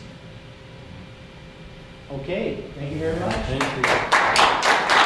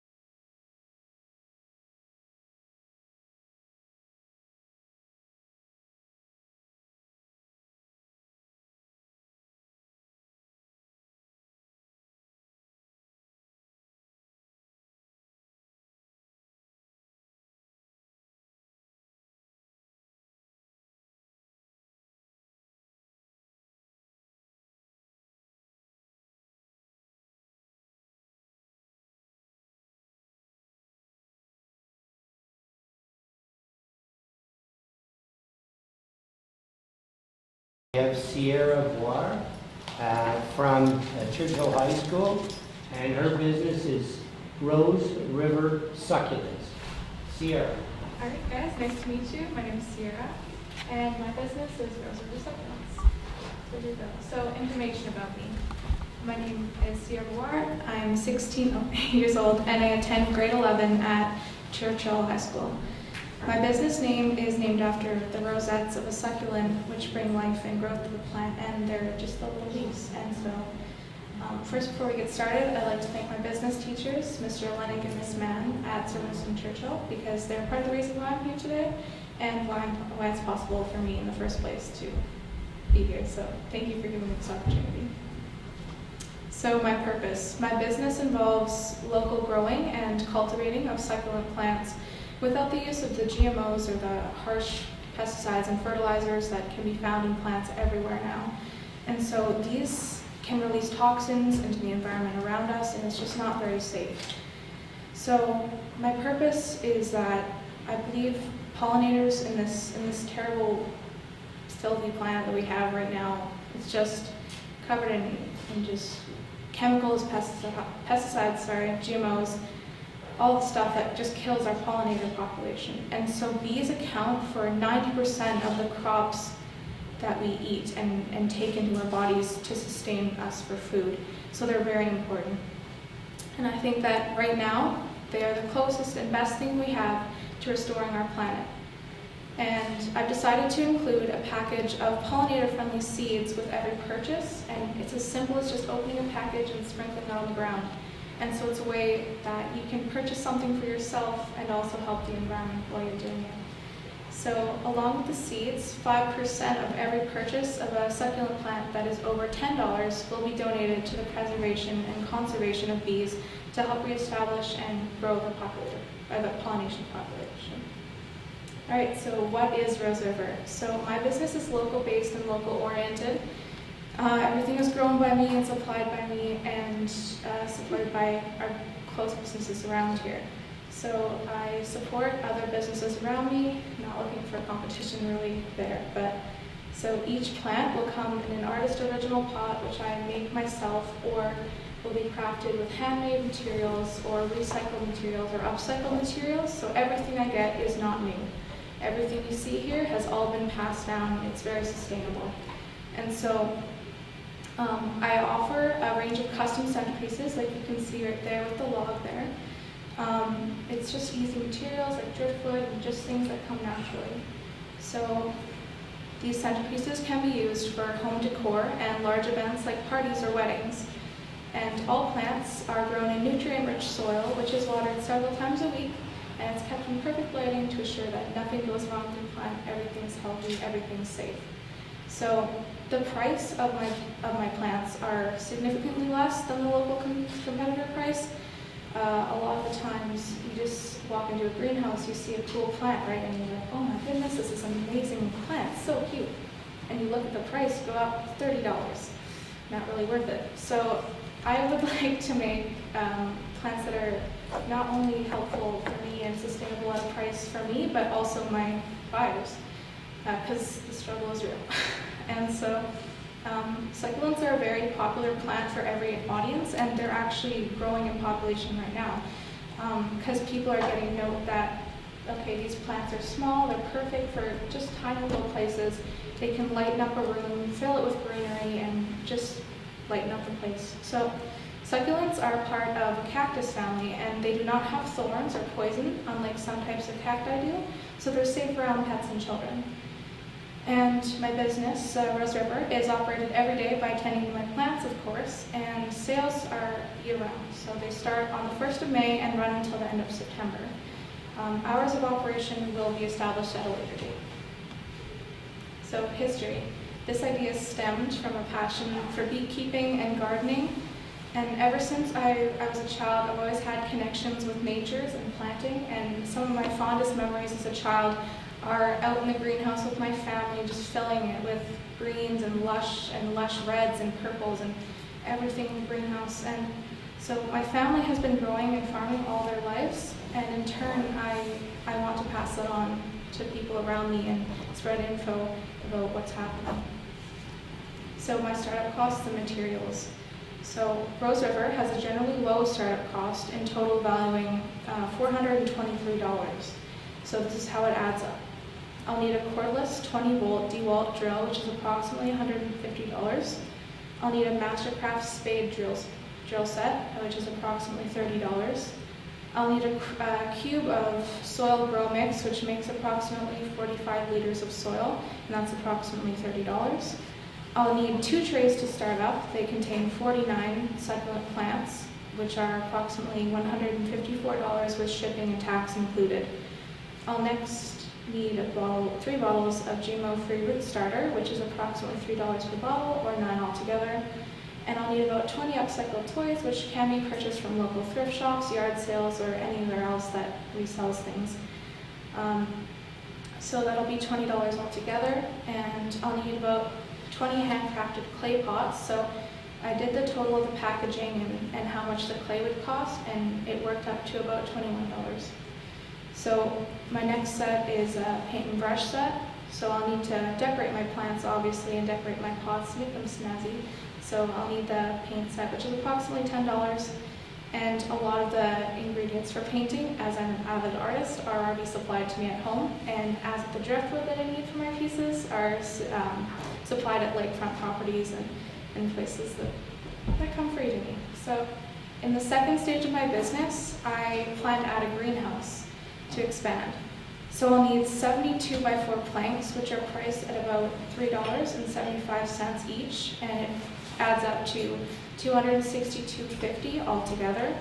And next I'll need insulating polyplastic to keep my plants warm and safe and away from the harsh environment. And that greenhouse skin approximately costs $100 for what I'll need. Next I'll need varnish to stain my wood to make sure nothing rots and everything is safe, kept in a moist environment. And in total it all adds up to $392.50. So this will allow me to grow my plants and cut costs from purchasing from suppliers so I can establish my business. So my break-even and production costs. I will have 98 plants, and 17 of these plants will go to breeding stock. So 154 divided by 98 equals approximately $1.57 per plant, which I can round to 160. So containers are $1 each, decor is 75 cents, and soil is 25 cents. And when added up, it adds $3.57 approximately per plant is what my cost is. So if I sell my plants just as a starting cost for $15, I need to take away my my production cost, and calculate my profit, which is 15, take away 357, which is $11.50 profit per each plant. So I will deduct 40 cents from my 5% donation cost for the pollinators and 25 cents for the pollinator seeds. So altogether, this adds up to $10.80 profit per plant. And expanding on this here, 80 plants, this is including the deductions. My total profit will be $1,200, and I need to sell 23 plants, which is priced at $15 to make my first break-even point at $342.25 to make profit. All right, so wages.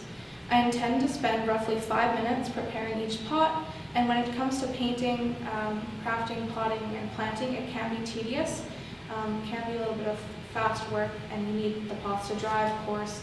So I plan to spend about 5 minutes of my time just to work on these pots. So when I times 5 by 80, which is the number of the pots I have to paint and create, that equals 400 minutes. So 400 divided by 60 equals 7 hours of work.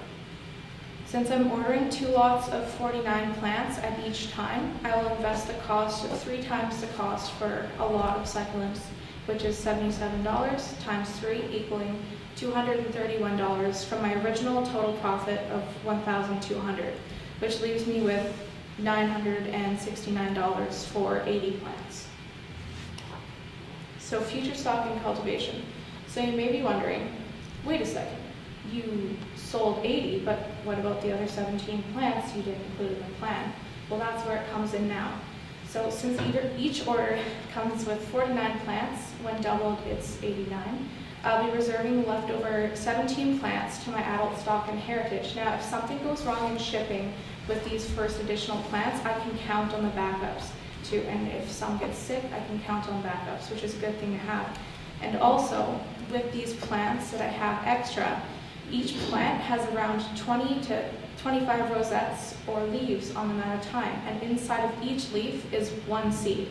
And so when you plant these leaves, you can just drop them on the soil, and within about a week or so, you start to see little pink roots that start up at the bottom of the seed. This later cascades down into the soil, and a succulent head pops out from the top of the leaf. And then this plant will continue to grow and grow until the mother leaf, which is basically its amniotic sac pretty much, dries off and falls off. And it becomes an independent plant, which you can later grow and resell into another plant. So you're looking at serious profit from these plants now, because you obviously have just leaf and leaf and leaf out of a plant that keeps growing. So it's easy there. And so basically that's cultivation. It's pretty easy, but it is time consuming. So the whole process for a plant to become a totally mature adult is about 1.5 years. But what I'm planning to do, including this greenhouse plan, is to further on my business and having that extra stock to cultivate later. So here we go. This is most of my own pictures here. So you can see right here, those are the leaves on top of the soil. That's as simple as it is. And you wait until the pink roots show, and then a head, and then the stump, and then the big plant, which is about the size of $1 right now. Then the branch out, and then you have a 6-inch plant around, which is approximately this big. All right, so potential problems. There are only a couple of potential problems that I found with my business, and they can be easily solved, generally speaking.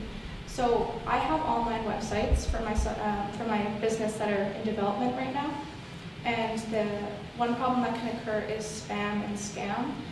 So a way to prevent spamming is by blocking phony users or phony people that don't really intend to buy.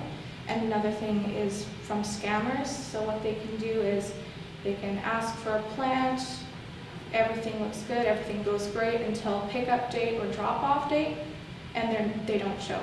So what I've decided to do is make pre-ordering available and pre-saling available. So what the person can do is pay me in advance, send me a picture or a description of what they'd like, and I can take pictures and add or take away as they please. So another one is disease of plants. So this one's kind of big. Things like mealybugs, which are little cottony kind of growths on the plant, they disrupt the plant's core. They give off crippled leaves, and they twist the stalk. It's kind of like spina bifida for plants, essentially. So a way to prevent this is you have to catch it early, of course, but natural remedies such as vinegar and lemon juice with the acid can kill these bugs without any harm to the plant whatsoever. Even rubbing alcohol works. It's a diluted solution of it is perfect. Even organic soaps. You can take a Q-tip swab and just go around the base of the plant and make sure. So another problem is not reaching the break-even point. So this can easily be solved by free ad posting via Kijiji or Instagram or Snapchat, all of my social media outlets. All right, so location. My location will be located at my house, 569 Candy Mountain Drive, and my business will provide to Thunder Bay and its surrounding communities by options like delivery for an extra service charge. Per year, I'd expect to make $40 to $50+ from one customer from returning purchases and promotions. All right, so my target market. I did a survey in my business class, which let me know that my consumers of interest were between the ages of 15 to 65 years of age. But they're for everyone. So usually, people that want a modern twist of simple elegance can turn to these plants. They're really cute, as you can probably see from the table. They're great space fillers. They're just the awesomest little things to just have. And so they can transform dull areas into living spaces full of greenery. and I plan to expand my business at the farmers market, and I get the opportunity to introduce my business to a wider number of people, because hundreds of people come into the farmers market every single day. And when you think about it, there's not a lot of plants there. You go there, there's food, there's dance classes, there's activities, but there's no plants. So I think that adding a fresh new change into the market itself will be a good thing for me. All right, so comparing competitors now. So a local competitor kind of near me, located in Lappy, is Vanderwees. And they sell one potless plant for $10 to $13 at 2-inch and $30 at a 6-inch. So these plants are healthy, but they're very small and they're very expensive. They are local, but they are kind of a local big box store, but they're large scale. So Walmart, they sell a pot of 3 succulents for $30. However, they are unhealthy, they're kind of underwatered, but the quantity for the price is good. They're not local, and people like to buy local to support the community around them especially, so they don't like to know that what they're buying comes from a big box store. So this is my SWOT analysis. So strengths for Vanderwees: has beautiful plants, once again, very healthy. Walmart come in large quantities at lower price. For weaknesses, Vanderwees sells plants very high, no pot included, $15 to $30 for one plant. Walmart, unhealthy, not local. And so here's some opportunities. For Vanderwees, due to reputation, it's a renowned place to buy plants from. People think, okay, I'm gonna go buy plants, I go up to Vanderwees. So that's an opportunity that they have. And Walmart, so it has end of season sales, which is 75% off. People see that sale and they think, wow, that's great, that's perfect, exactly what I need. And the location is feasible because they have more access all over the city and everywhere to place their businesses. And in town, most of the people that go to buy these plants to freshen up their apartments or just small spaces is close to Walmart. So that's where many people go. So some threats that I have for Vanderwees is they are a very established business and have been open for tens of years. So they have a big reputation, like I was saying previously, with the plants. Same thing with Walmart. They're a big box store, people rely on them, and they're reputable. So some GMOs, if you guys didn't know about them, they are genetically modified organisms. And these are organisms that's genomes have been altered to develop desired traits such as fast-growing, bigger growth, or mass-wielding animals or crops. Now, this may seem efficient. There are studies done frequently that show increasing toxicity levels, which means that the plants can expel and actually contain toxins that can harm you or others around you. Now, they can be taken in by ingestion by kids or dogs or animals, anything, or even touched. So even if you touch this plant, you get trace amounts of it on your skin. Now, bacterial resistance can build up around these plants, which means to terrible things in the future for us, because if you have a cold, you touch this plant, it gets on your skin. It learns to resist that virus, and then it grows stronger.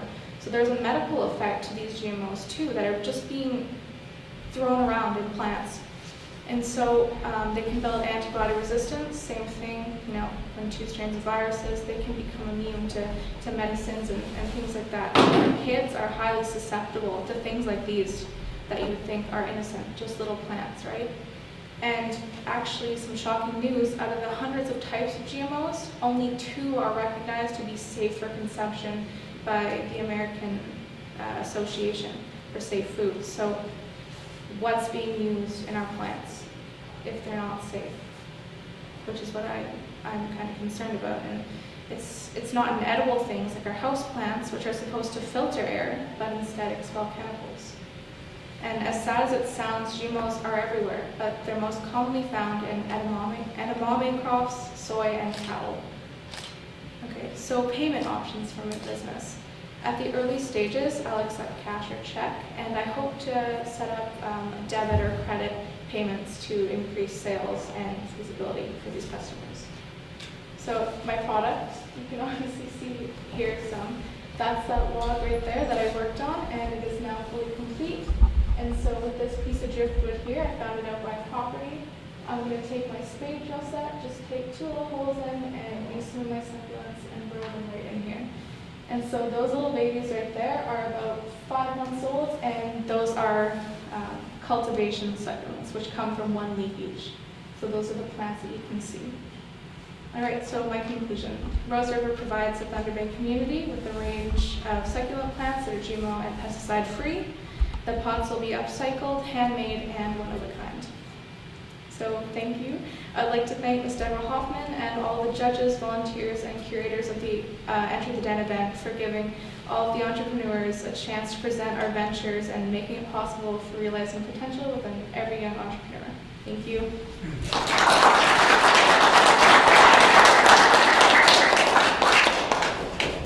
Thank you, Sierra. Now, if you would just hold on a moment, we may have some questions for you from the judges. Judges, do you have any questions?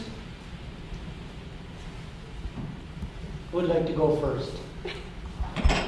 Floyd. I think I just upset your thing. Is this real? Yes, they're Okay, sorry about that. It didn't No, that's pop okay. up. Sorry about that. There, leave it alone. Okay, that's nice. This is a great idea. Thank you very much. Are these plants? They don't look real to me. I assure you they are. Is that what makes them? Yeah. Is that what makes them special? Well, it kind of makes them special because these succulent plants actually only grow to the size of their containers, so you can keep them anywhere really. So whether it be a teacup, a log, they only grow. So to this the knows size. to only grow to this Yeah. because of If this. you move it to a bigger container, If it was it in will this, expand. it would grow to Exactly. that. Yeah, and Really? that's all due to You survival gotta emphasize methods. that. Actually, in the desert, like in California, even when they Emphasize grow. that. That's Yeah. what's separating you from your competition. Okay. Okay? Alright. I didn't know that. That's wow. Okay, so also colors. Yes. The ones you have here are pretty general, but Mhm. then you pop this up. Well, these are actually different succulents that I don't have access to right now, but things like these, such as this is a little Debbie echeveria, and they grow purple and pink later on in stages, and this is a Pearl von Elmberg, and it gets bright pink to bright fuchsia later on as it develops. Oh, okay, so this Yeah. they're not finished yet. No, don't worry, It's they're, almost like rubber. yeah, Looks like they're rubber. very That was cool, really- yes. It's cool. So yeah, pretty much in every plant, there's a little bit of twist, and none of them are the exact same. So you can have things like echeverias or string pearls, which are little succulents that just fall off in little beads. Super cool, super individual, super independent. It's really This is an cool. individual thing. You just Yeah. need to compare because now you can go, you can make your website, you Mhm. can put all your stuff you've collected for people to utilize, such as a log or a cup, and they can go in and kind of choose what they want, Exactly. what yeah. flower, put it together and say, here, make this one. Yeah, That's what exactly. you're doing, right? Mhm. Yeah, cool. So you're selling these here in Thunder Bay. I'm Yes. assuming these would only be indoor plants? No, they're actually outdoor. So things like hens and chicks or cymperbiums, actually, these are what they are, the little things.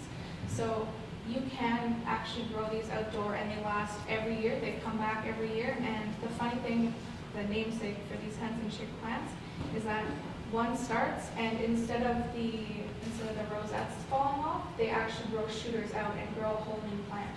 And so what I've done here is actually just replanted this as a baby, and so you can see where it shot off from its mother plant, and you can see the micro roots just starting. If you take a closer look, you can pass it around if you want. And these plants, you can just uproot them pretty much whenever, This cut is off the their bark, heads. isn't it? Oh yeah, So how's it their going? their roots grow within No 2 to cypress? 3 days. No, it grows up right up and down. Yeah, you can pass it around. They're very hardy plants. You can do anything to them, and they pretty much come back no matter what. But yeah. So how would you ship something like this? So- Let's assume someone Yeah, outside the city of course, wanted. Yeah, so shipping, it would have to be most likely heat packs and just make sure everything's padded. And I'm also going to have like a return fee, kind of like a dead on arrival thing. If the plant did happen to get mistreated in shipping or broken, I will ask them to send that plant back to me and just give them the plant in return, which I can then respect to help. Absolutely. That's one thing to look at. So very unique handmade ideas. There's websites like Yes. Shopify or Etsy. I have mine developing on Wix right now, which I'm using, and it's a very cool source that I. That'll also take care of all your online Yes, payments. exactly. Good. Really great idea, Sierra, and you did a wonderful job presenting. Just a couple questions. Yeah, of course. You outlined pretty in a detailed way your costs and your projected Yeah. profit, but I just wondered, were you in need of any financial backing for this venture? Yes. I have a few of the resources available right now, but it would just be so awesome to just, have this extra boost to really start up my business. Because right now, I'm able to make things like this out of the things I have on me. So that's the thrift store, these are at yard sales, these are, at nature to me. So I think it'd be a really cool boost, even to get that greenhouse started, it would be awesome. Yeah. So where do you think you might look for some of those opportunities? Sorry, as in what opportunities? Like to get to finance your well, operations? I have a job right now that I'm working on, and I intend to spend my profits there and calculate my percentages and add everything together and deduct the cost, all that stuff, the fun stuff. But yeah, make sure that my business really goes up, because I really want this to look good for me in the future. That's something I'm passionate about. Yeah. All right, I don't have a question, I just want to Okay. say I love your idea. I think it's so important that businesses acknowledge the environmental crisis, and thanks for raising awareness on GMOs and the bees, and for doing a great I job. think it's important to me, and I want to show the importance of everyone here. Thank you. So if you had a larger growing facility, like a Yeah. greenhouse, you could buy the original, succulents, and then expand them, so you'd end up with over time, you'd end up with a lot of different colors It's a and very over time. looks and Exactly. there's no risk of Exactly. them cross-pollen, they don't No, cross-pollinate. they don't do that. Yeah, They are so- actually a plant that don't really rely on pollination. It's just a little bit of, they just grow off on themselves. So you end up, when you're making these types of things, you can make an arrangement of different Oh, yeah. colors Oh, and yeah. looks. And Yeah, and the cool thing bulbs. about these too is they don't need their rootstock to survive. So what you can do is just cut the head right off and use them as floral pieces for wedding arrangements or anything. And then as soon as you're done, just plop them back into the soil and they'll grow new roots. They won't die. Just a typical. I'm a pseudo judge. I was here earlier. Yeah, you're. I have a question. You said you would go from May to end of September. If you had a greenhouse facility, could you go year round? Yeah, I most likely could with heaters and advancements of fans and additional things put into it. Anybody else? Anything else? Okay, thank Thank you you very so much.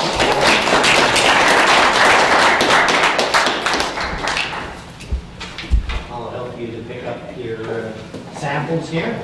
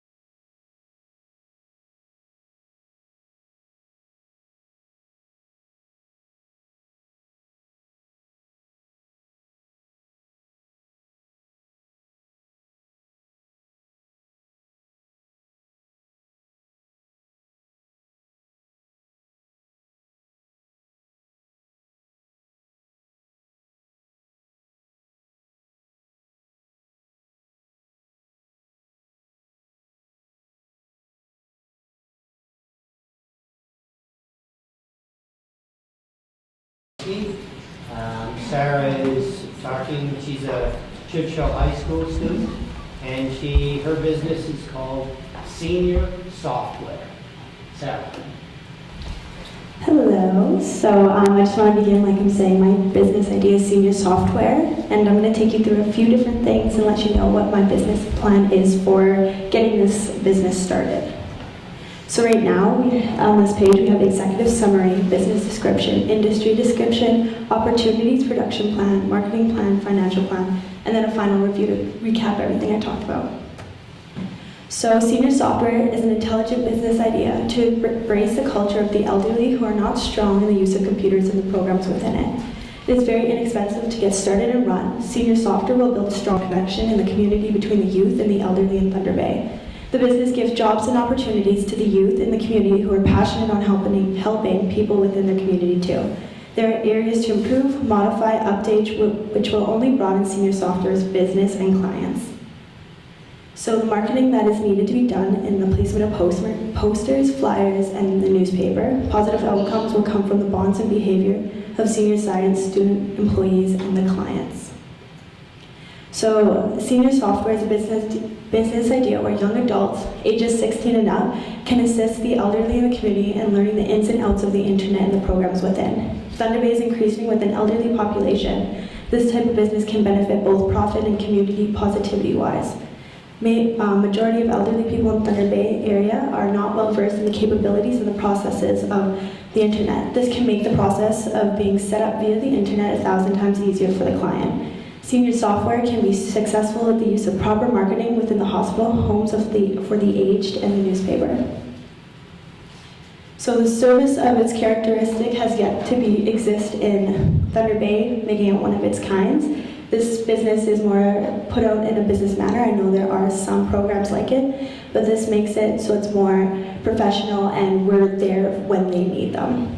The employee will go to the client's housing or place the meetup to go any questions or processes needed to be set up in the world of the internet. The employee will be paid on an hourly basis, which will be $20 for an hour's work.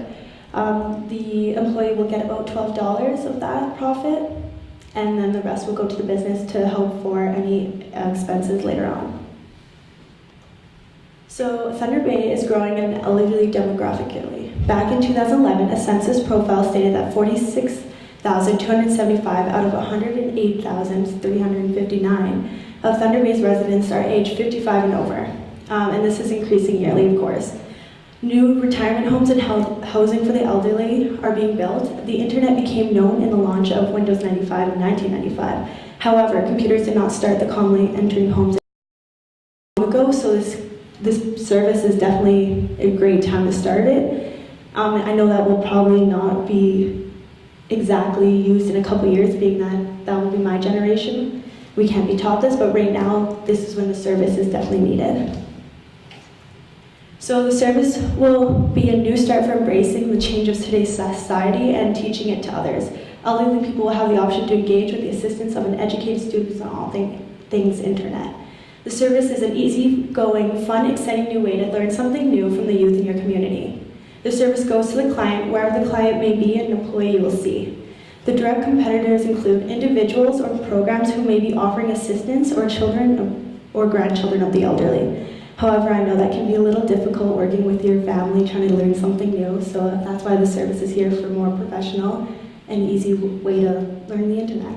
And then we also have the indirect competitors, which includes online assistance. And I know that's a little difficult if you don't know how to use the internet already, so that's why it's a little more indirect and more difficult to get a hold of. The issue that lies with the indirect competitor is that the prior knowledge to using online programs is definitely required. So the target market of elderly people will want to purchase the assistance of the service that Senior Software provides, because the service has yet to be offered in a business manner. The student employee works under what the client wants or needs. The student is easygoing, fun, patient, non-judgmental, of difficulty of grasping any new concepts of the internet. The target market is large in the Thunder Bay area and keeps growing. This is the time to embrace the culture of the elderly who are not strongly educated in this field and try to educate them on the use of the internet. Senior Software expects to capture a good amount of the target markets by going to retirement homes, long-term care homes, and the hospital to offer assistance. So group prices are definitely one of the things that we can offer. Senior software can do a group price for retirement homes, assisted living facilities, nursing homes, or hospitals. So 5 students will go in to offer assistance to anyone who needs it. And we will help with anything that goes from setting up phones, like any devices or iPads, anything like that, emailing, online gaming, social media, online baking procedures, purchasing or ordering anything off the internet. And these are all things that I know I'm very well versed in, so helping the other people figure that out is what I would love to do and offer that assistance. And then the group price will be $350 for 4 hours of work and 5 well-versed internet users and teachers. Each student will be entitled to $50, which is $12 per hour for each of the students. The profit will be $50 for that going towards the business, and that's not including myself in there being one of the teachers. So plans for modifying or updating include teaching parents how to make things more safe for their children on the internet. So I know there's a way to make sure that your kids are not on kind of riskier websites, and I know that's super easy to do nowadays, and we want to kind of get rid of that. So we'll be teaching parents how to set those up, and then we could also teach students how to safe internet search to avoid viruses or anything like that. And then we can also broaden senior software, the business itself, to Nipigon and Kekabeka areas. So the group of students would go there and then offer the assistance for the day and then come back home.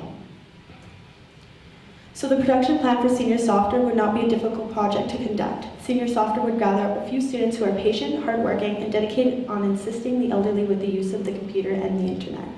The students would have to be educated on social media, any emailing questions, Word, PowerPoint, Excel, online gaming, online banking, and online shopping. The students would need to go have a contact number, be able to get to clients' homes to tutor and teach the elderly. So the marketing plan would be done with the use of posters, flyers, and the newspaper. Reaching the target market for senior software will be done best by placing flyers and posters within retirement homes, long-term care homes, and the hospital. This will bring the information to the clients to their homes. Advertising in the newspaper is beneficial because the majority of the newspaper are being read by the elderly in Thunder Bay, which gives senior software a better chance of being noticed by the target market. The CEO of Superior Elder Care, Andrew Bauman, agrees that giving my poster to her home care clients would be a good opportunity for her clients to be aware of such a beneficial service in the community. The financial plan for senior software is pretty basic. The only expenses that we do have are transportation, advertising, and then as well as we are going to do criminal background checks for any of the employees. The only poster advertising, the use of posters will be used proficiently through Thunder Bays at various locations. The locations include chapters, community centers like West Thunder or Oliver Road Community Center, libraries, and Java Hut. The cost of the stack of 96 multi-use paper is $7.39, and HP 10 black original ink cartridge is $70.99. Staples and all printing would be home to decrease the expense on that. Transportation. The driving being done will be short distances throughout the city. The average gas price is about $1.18, and the procedure of putting $40 weekly would sustain more than enough for transportation costs. Every employee will be responsible for the gas from money earned from the service they provide to their clients. And then criminal background checks. In Canada, criminal background check is $25 per employee. So if I had about, say, 5 employees, it'd only add up to around $100. So pretty cheap and easy to do. This makes my business more, doesn't have a liability for any issues that might come up, and we show that we have really responsible workers working in the business. Newspaper advertising. So the price of 14 ads for a small business in the Chronicle Journal is about $758, with the ads that are sized 3.092 wide and 236 high. So this is 3 times 33. The 10 ads go in the Chronicle Journal, and the other 4 go in the Lakehead.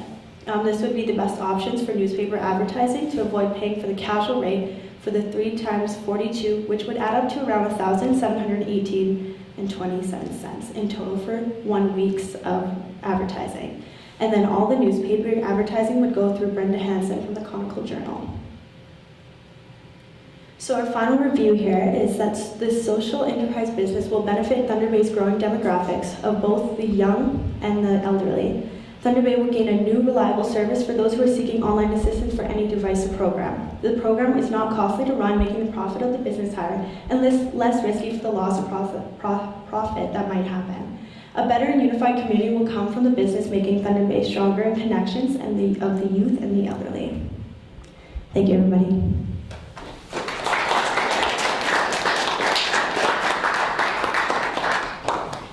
Thank you, Sarah.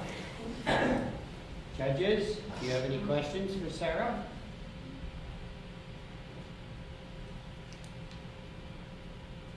Chris? Good presentations here. Actually, it was very well thought of. This is one of the presentations where you're looking at hiring a bunch of people right from the start. With hiring people comes a good amount of complications. You want to be able to have hiring practices, to be able to interview certain qualified candidates to work for you and work with you. You also want to maybe explore liability insurance, because as an employer, you would be responsible for sometimes the actions of the employees. So always something to just consider to look into, but that's very well thought of. Thank you. Tess, go ahead. Just a comment, for your target market, it is the elderly, but I'd also look at advertising to maybe their children or a different market just so that they can require you to assist their parents or something development. Okay, thank you. Thank you for your presentation. It was really detailed and you put a lot of work into that. I'll stick to my questions that I've asked of the others, and that is, you outlined pretty significant costs in terms of the advertising. And so I just wondered if you had given any thought to raising those finances to get started. Well, you usually have to, I was thinking about putting an investment into my business, so I would invest that money, hopefully get it back in the end, because that's the goal, and then from there on, just keep working, keep pushing it, because if you keep pushing it, then hopefully you get that profit in the end. So it'd be more of a personal investment, and then I go from there. So outside of doing like a classroom kind of thing at say 55 Plus Center or one of the homes for the elderly, if you're also contemplating going into people's homes. Yeah. So how do you deal with the logistics and the costs of transporting around your educators, like your employees, to get into these houses and managing all that? Then how much does that cost? Does that factor into the $20 an hour? So they get the $12 an hour, and then from there on, I was thinking more of they kind of take care of their own transportation unless it starts adding up to the point where they're driving around lots. But if they're going from point A to point B, very short distances throughout Thunder Bay, I know that's not quite of a drive. Unless they're saying going out to Merlot, then maybe I just add in a couple bucks to their profit for that day, because that's a little more of a journey and costs a little more to get out there. And how long does it take for them? Like when they're at somebody's home teaching them, how long of a session is that? Is that an hour, 4 hours, 8 hours? It can kind of be whatever, the person would say, I want to learn this, and then you say, okay, you look at how long that process is going to take, and then you also have to kind of take an idea from, the first one's kind of trial and error, because you have to figure out how long this might take, and then you look at and base that off what other people are wanting. So if it's saying you want to do 3 things, you want to learn how to set up your social media account, you want to learn how to online bank, and then you want to do something else, that's going to take longer than 1 hour. So you're going to kind of factor that in, and then also hopefully that the employee can be a little lenient on the time too, and if it takes a little longer, they can be there for that client.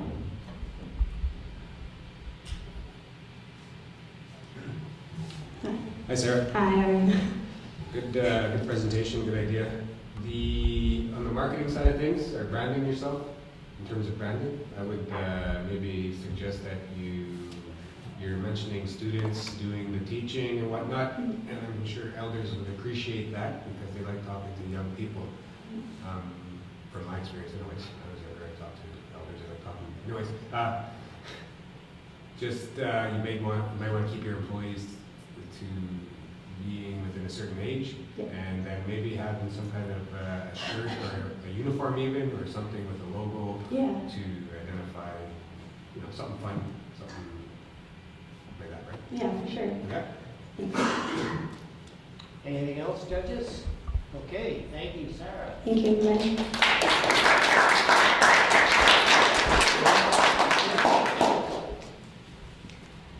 Okay, now, judges. We need to make decisions on who are the winners today. And so there's another room that you're going to go to, and we'll make that decision, okay? And we will wait here for that decision. Okay, if you would take your information with you. The rest of you are welcome to help yourself to snacks and everything while they deliberate, and I plug my ears. I'll show you where to go. Come on.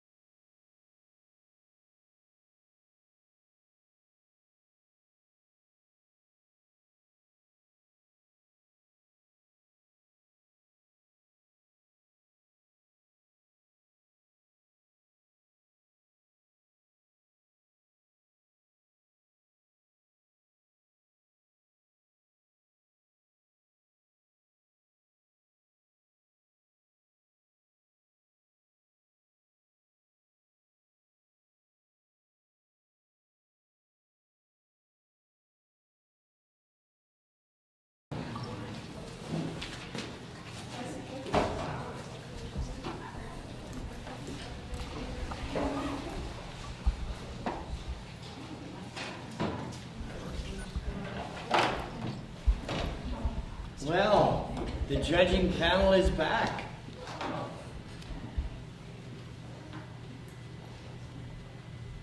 Is everyone back? Tess is... Oh, we've got a few that have to leave. Oh, okay. People had to leave. All right. So we can go ahead? Please. I have the results here. Now, how do you think we should do this? Deb, any suggestions? First or third first? 3, 2, 1. Okay, 3, 2, 1. So, well, no, that doesn't work too well because if we announce number 2, well, they won't know who number 1 is. First. Okay. First? Okay. We'll go first, second, third. So the first winner, the winner of $1,500 and the 2017 winner of our high school business planning competition, Enter the Den, is Rose River Succulents. Sierra Ball.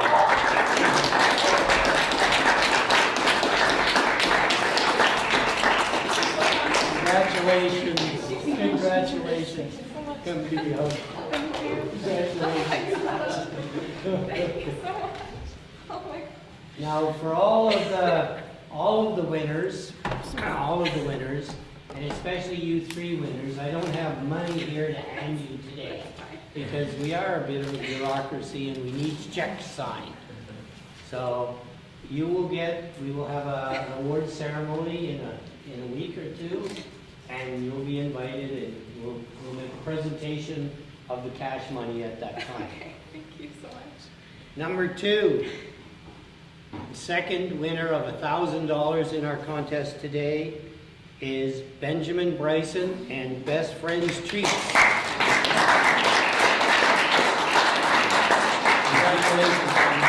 I'm going to give you a hug too. There you go. Thank you very much. And here's your plaque. And number 3, the third winner of $500 is Miguel Caquish, Greybirds Ice Castle. Where's Miguel? Is he here? Yeah, you just want to get something from my car. I'll bring him in. Okay. And there were the 3 remaining contestants, Bug Off, Brent, Landon, and Sarah. Congratulations. You're the 3rd place winner.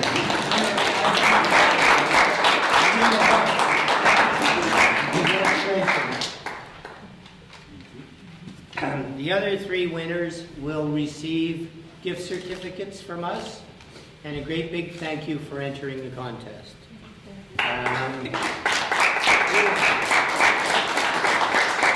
Runners up, we'll have them come up. First off will be Brent. Just this is not in any particular order. So, Brent, if you could come up and receive your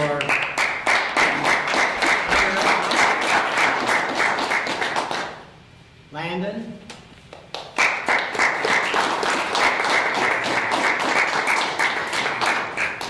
And Sarah.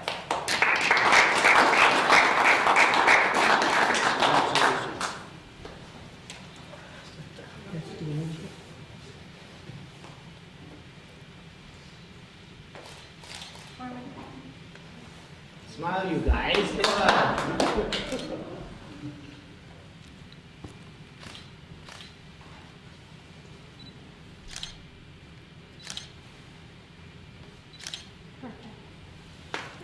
Awesome job, you guys. Thank you. Say a quick word. Yeah. Us as judges, we looked at everyone. Every one of these are a winner, so know that. But unfortunately, we had to pick just a few, of course, to get certain prizes. But every one of your businesses can be successful, and we all agree with that. You guys did excellent. That's actually one of the reasons why we had 6 finalists this year instead of 5, because it was such a tough decision. You guys each did amazing. We applaud you completely for coming here today, for putting your presentation together, for creating these ideas, which most of us would have never thought of. And so each one of you are absolute winners. You have fantastic ideas, and hopefully, maybe someday you'll put those businesses in action, and we will be your customers. And so we'll bring our children or our pets or our gardens to you, whatever the case may be, and we will come and we will be your customers. So thank you so much for coming with us today. It was a great privilege for all of us to be here today to experience your presentations, and very well done.